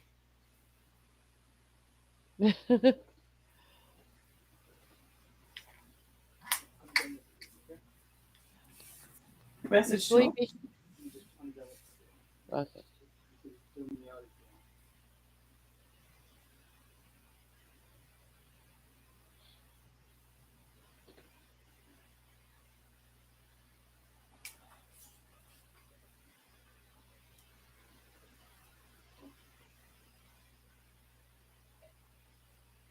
Well, if Tara comes in, you're gonna. Okay, I took you off.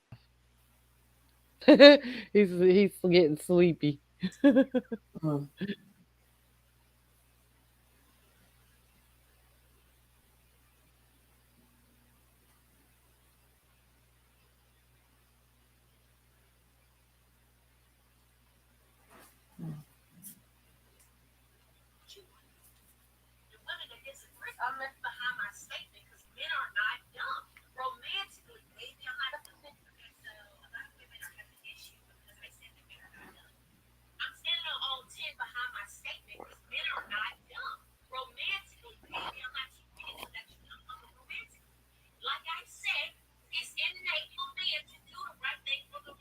Who is that you listen to a face? Are you listening to a Facebook Some video? Yeah, some girl that Nam had posted in this other group.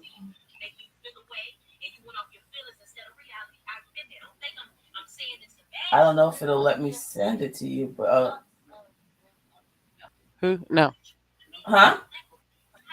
no. I was talking to David. Oh, Well, you have to close it out. I took you off. You're not on the screen.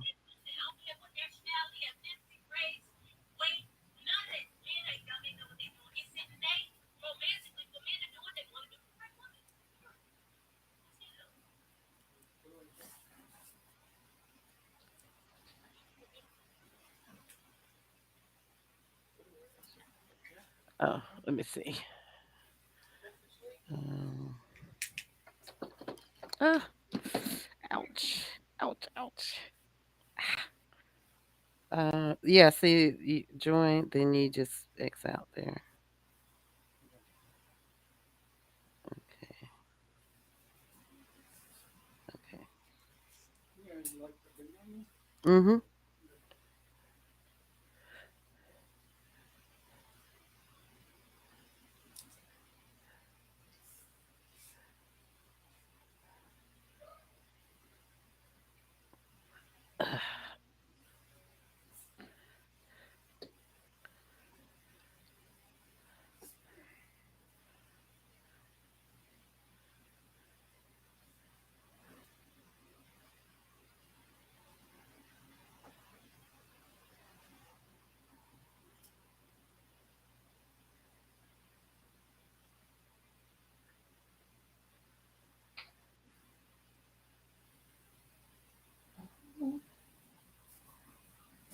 so this is so funny. It's one group. This girl want to post a Happy Valentine's Day where it basically looked like her whole boobs is out, like she don't got a shirt on, but It's just, I guess, the cleavage. Uh-huh. And she only got 4 likes, and it was like a laugh. She goes, "Laugh out loud, I'm late, but happy Valentine's Day." You only got 4 likes and 3 comments, and one of the comments was yourself saying thank you to somebody. Clearly, the cleavage is not helping. That's not right. It's not helping, boo. Yeah.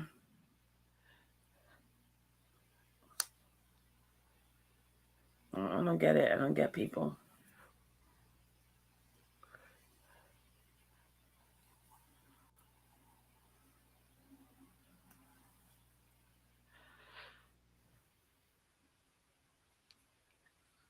Okay. Yeah.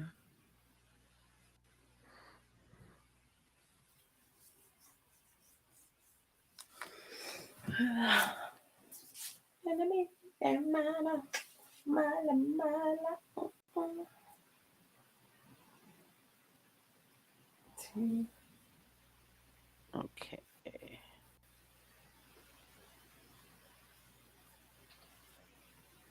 So it'll only let me invite 3 guests. Because and then I have to upgrade if I want to add more, like up to 10. And then the upgrade, I think it's like, I don't know. Let me see. It's like $16. Uh. If I upgrade, then you can let's see. So if I pay $16, I can add up to 10 people. So I mean, if we start getting more No. people, then I'll pay the $16. So, now that you took David off, though, it still won't allow Yeah. it. Yeah, that's what I just told her. I said David logged out, so Oh, she okay. should be able to come now.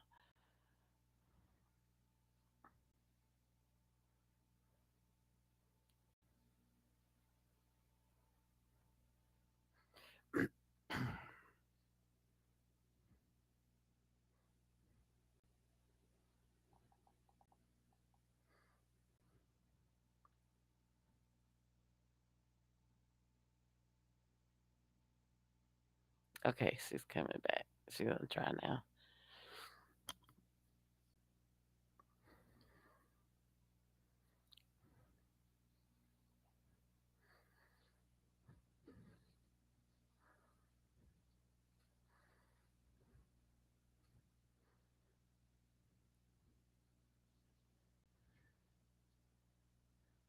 We got a bot. I know I blocked, deleted their comment. The Erica Bentley one just now. Yeah, yeah, that was a while ago. Yeah, that was like early Oh, in the I'm stream. just not. Yeah, yeah, I just yeah. not see it I pop went up. ahead. I took them off. I was like, oh, there they go. It was while David was talking, and I saw they popped up, and I took them off.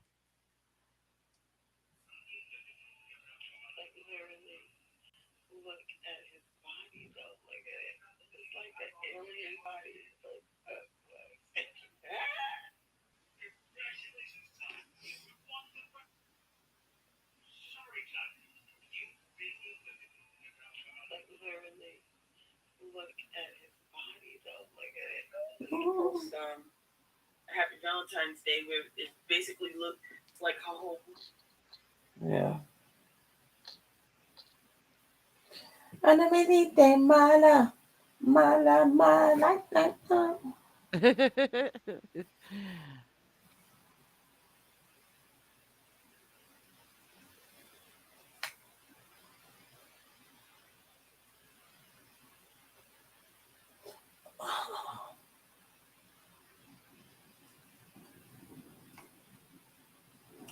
Yep. Sharon. Sharon. Yeah, say it like that, Sharon. And you only say it like that when I annoy you.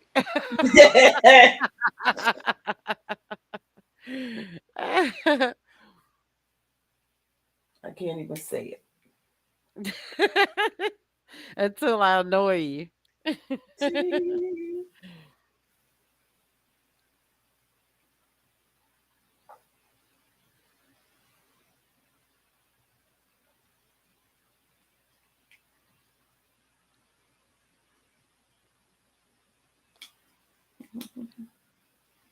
I don't know. I'm gonna see. I'm gonna play that. I'm gonna see if it'll let me share it. Um, what that lady said. Hold on a second.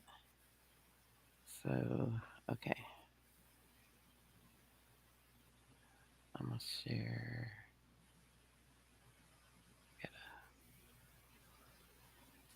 Okay, share screen. Snapbox ain't really what I want to do in my life. I was Share. supposed to be going up next, but I let my Okay, so this is the video here. I have a voice. I should talk about this guy, Steven Zajonc. Can you hear? That's how you even pronounce his name. No. In the span of 2 hours, he deliberately attacked 7 Asian women around Manhattan. And no one is talking about it enough. Normally, I would see hashtag Asian hate all over my stories, my feed, my For You page. But again, no one is talking about him because he's white. And when a black person happens to assault Asians, it's all over my page, all over my social media. Trying to point out what I hope everyone knows is that social media is disproportionate in how they represent white people, black people. My parents are being fed that black people are doing most of the attacks on Asians, which adds more unnecessary racism towards black people from my people. And by the way, his mother is completely in denial that he's racist, when what he's doing is racist, specifically targeting people who look exactly like me. Versus the black people who have attacked Asians, they've had a history of mental illness, a history of attack, and it just so happens when they attack Asians, their story is blown the up. So in conclusion, let's just do what we do best on social media and just proportionally spread the news.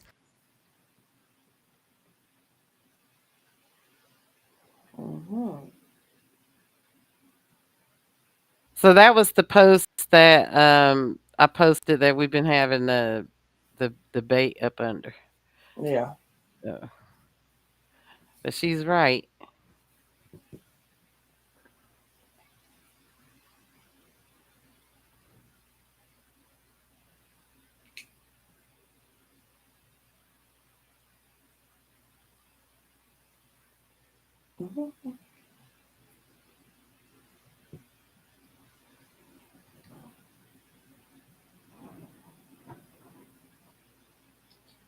Sharon. Chrissy.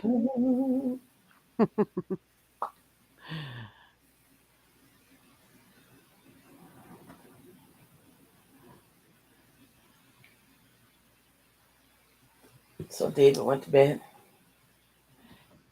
You're playing your game, aren't you, David? David. I thought he was on the other side.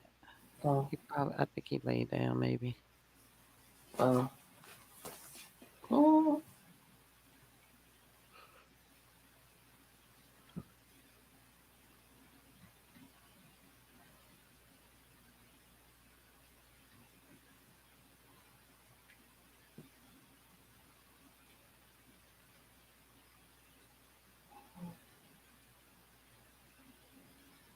See what. Let's see on here. What's trending? Oh, this morning. Let's see.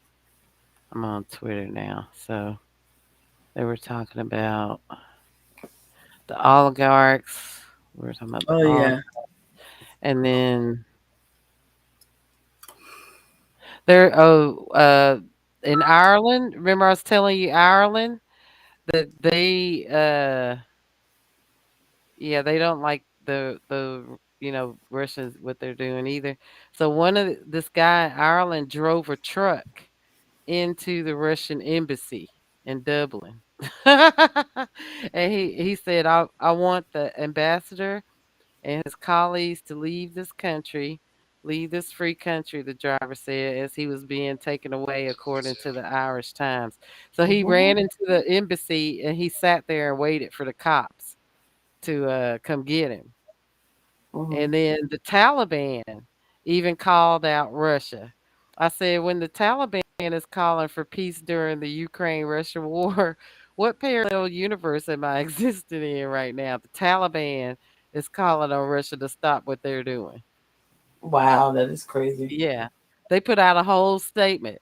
And then of course I put, the Snopes, they check if see if articles and stuff that come out are true.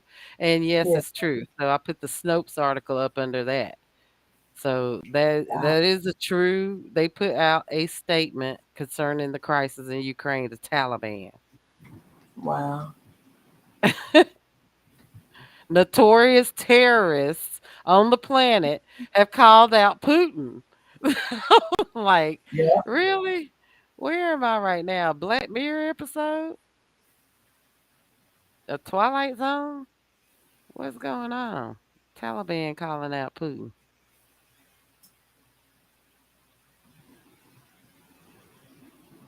And then Disney, of course, did their little they're being Disney on like with the whatever that law is that governor put out there where don't say gay bill or whatever. And I'm just like, somebody said corporations use to loot people, spend with them to oppose the same people and the people that love them. They were talking about that. Then stop supporting them. And I was like, what's sad is there are so many self-centered people that will still support Disney, but if they stop spending money with Disney and other toxic corporations affecting their profits, real change would actually come. I mean, it's just I say hashtags like boycott Disney, boycott Amazon sign always humor me because I literally stopped using Disney, Amazon, all those services years ago. Mhm. And I said, if my kids are small again, I would unapologetically not allow them to watch Disney or buy their products. I Mhm. just would. And it's just that simple. Don't spend money with them.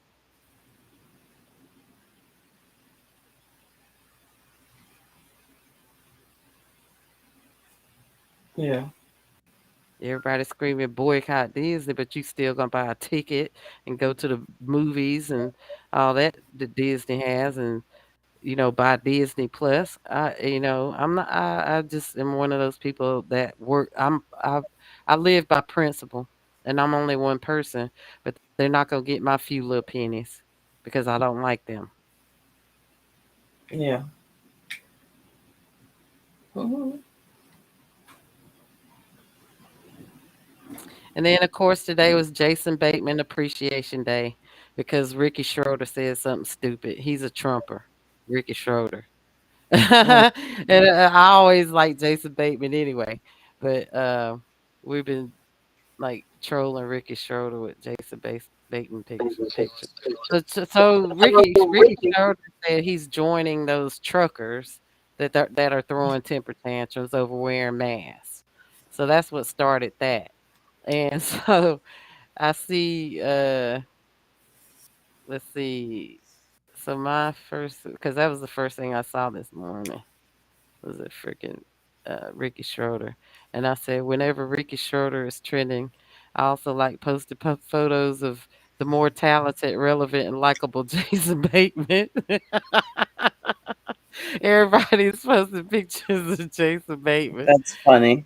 Trolling Ricky Schroeder because he was always a likable. Well, you don't remember because there was a show called Silver Spoons when I was a kid because it's Gen X era, and there was a show Mhm. called Silver Spoons, and Ricky Schroeder was the lead character, and he was supposed to be like the little cute. He had blonde hair and Mhm. blue eyes, and he was supposed to be like the little cute main star.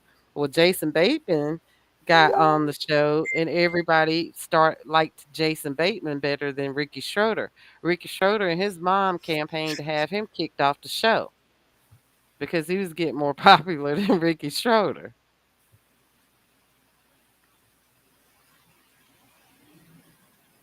Yeah.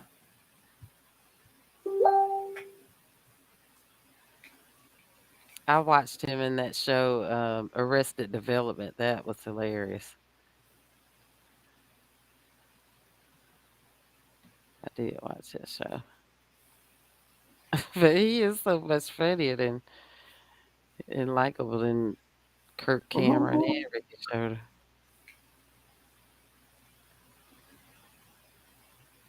And his sister was on Facts of Life. The Facts of Life. Yeah, The Facts of Justine Life. Which one? Justine Bateman was Jason Bateman's sister. She Which was one the did she one that play? she was the one that had the motorcycle. She was the Oh, tomboy, and she was the gearhead, and yeah. she had a motorcycle. That was Jason Bateman's sister.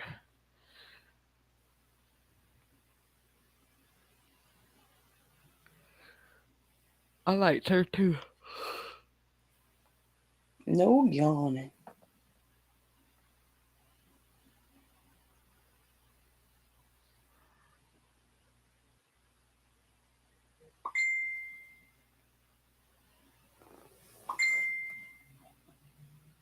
Where is Tara?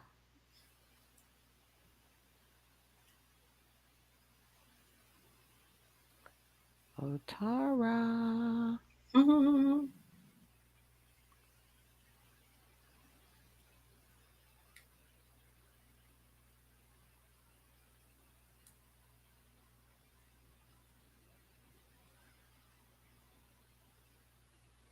What did Ron Paul say? Something stupid.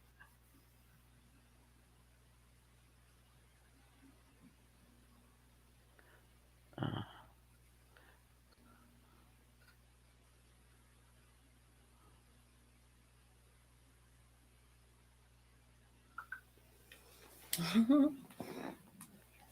The Facts of Life. He's singing the Facts Life. Mhm.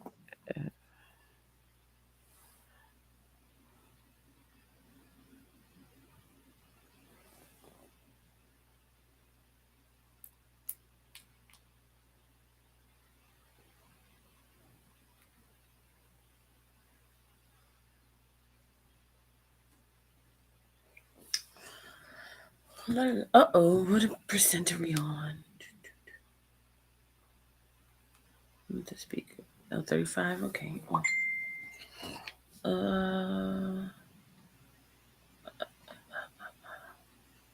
Remember to charge it tomorrow.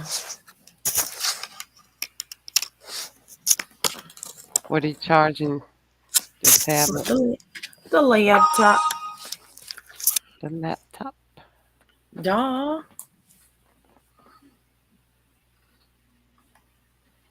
There's David. David. Oh, you can hear me. Are you playing your game? Oh, okay. I was talking to you. I didn't know you didn't say anything. I forgot you had your earphones on. Mhm. You had your earphones on. Yeah, you can't see.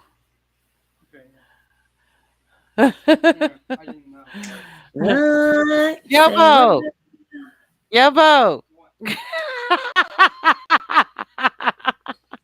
I'm annoying him calling him Yobo.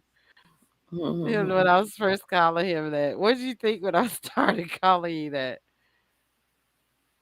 David? Yobo.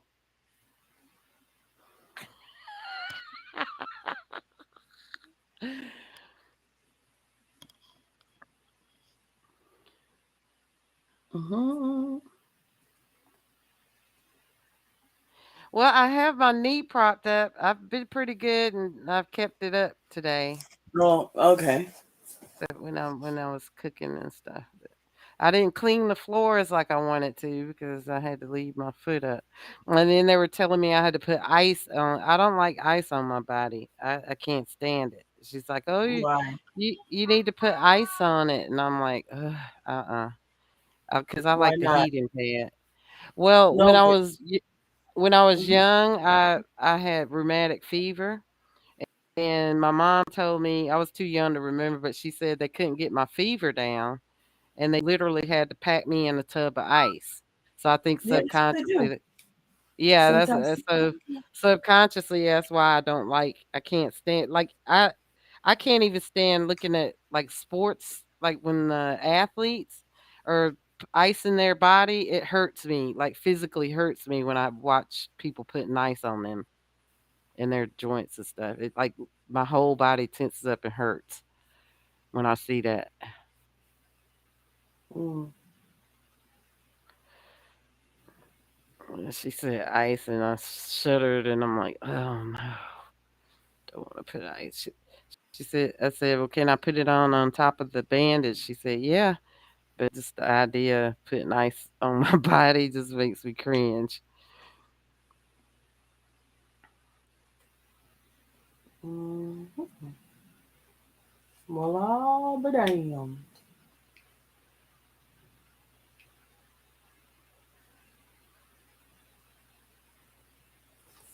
Yeah.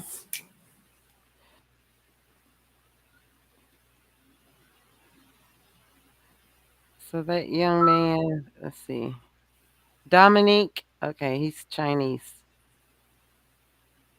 He lives in Phoenix, Arizona. Did you go look, see how old he is? He's got a motorcycle. That haircut.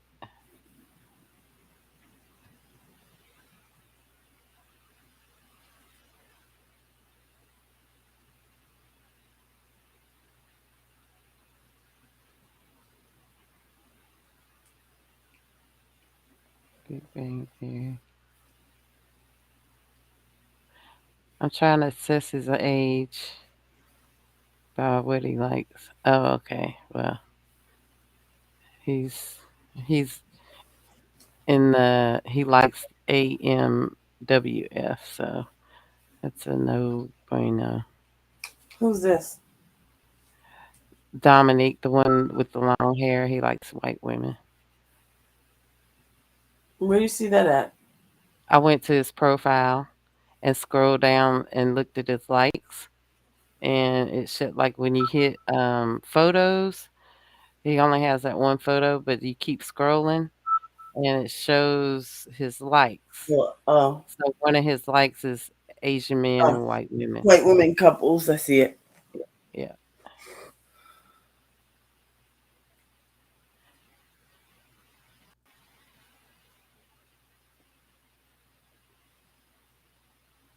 I'm trying to see how old he is.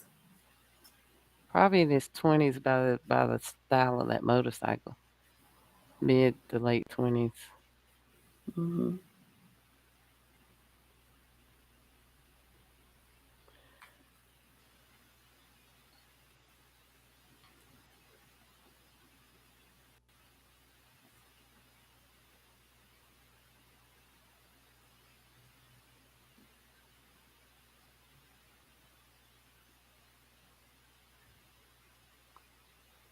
So I don't see anything but like under his picture, there's nothing but black women that commented.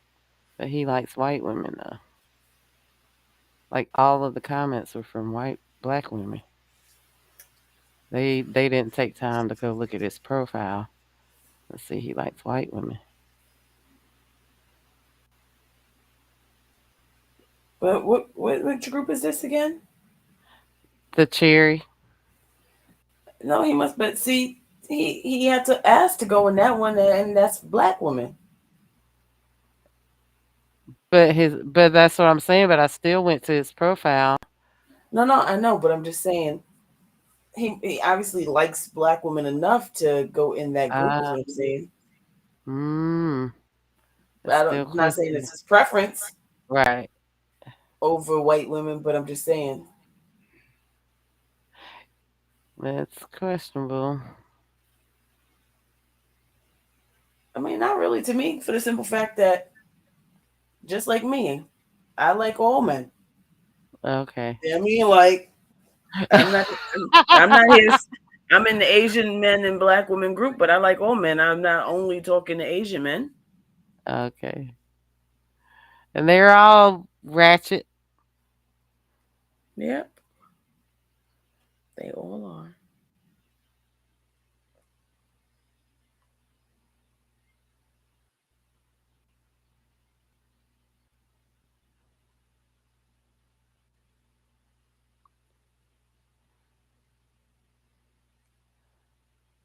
Evangeline.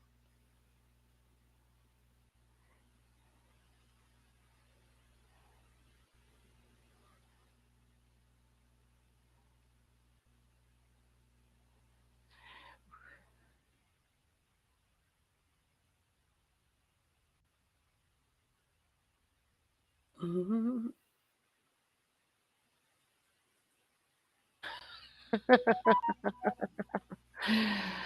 Ugh.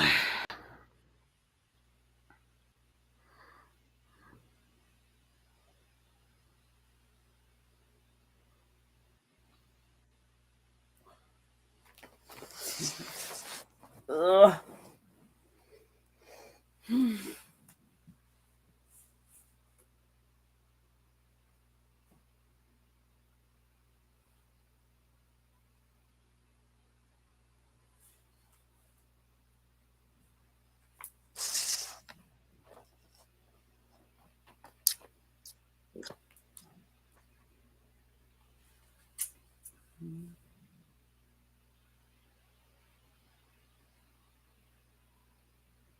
Mhm.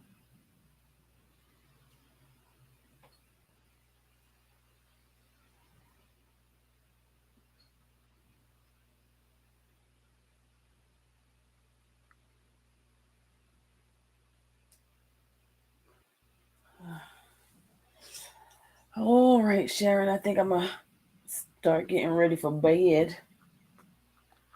Okay. Me too. Yeah, I gotta go get myself together. I will talk to you, Okay, bananas. so we do this tomorrow. You want to do it again tomorrow? Well, I mean, I have to let you know because I'm supposed to. My friend who was messaging me today, we're supposed to go tomorrow, so we'll see how that pans out. Okay. Just let me We'll know. see. Yeah. All right.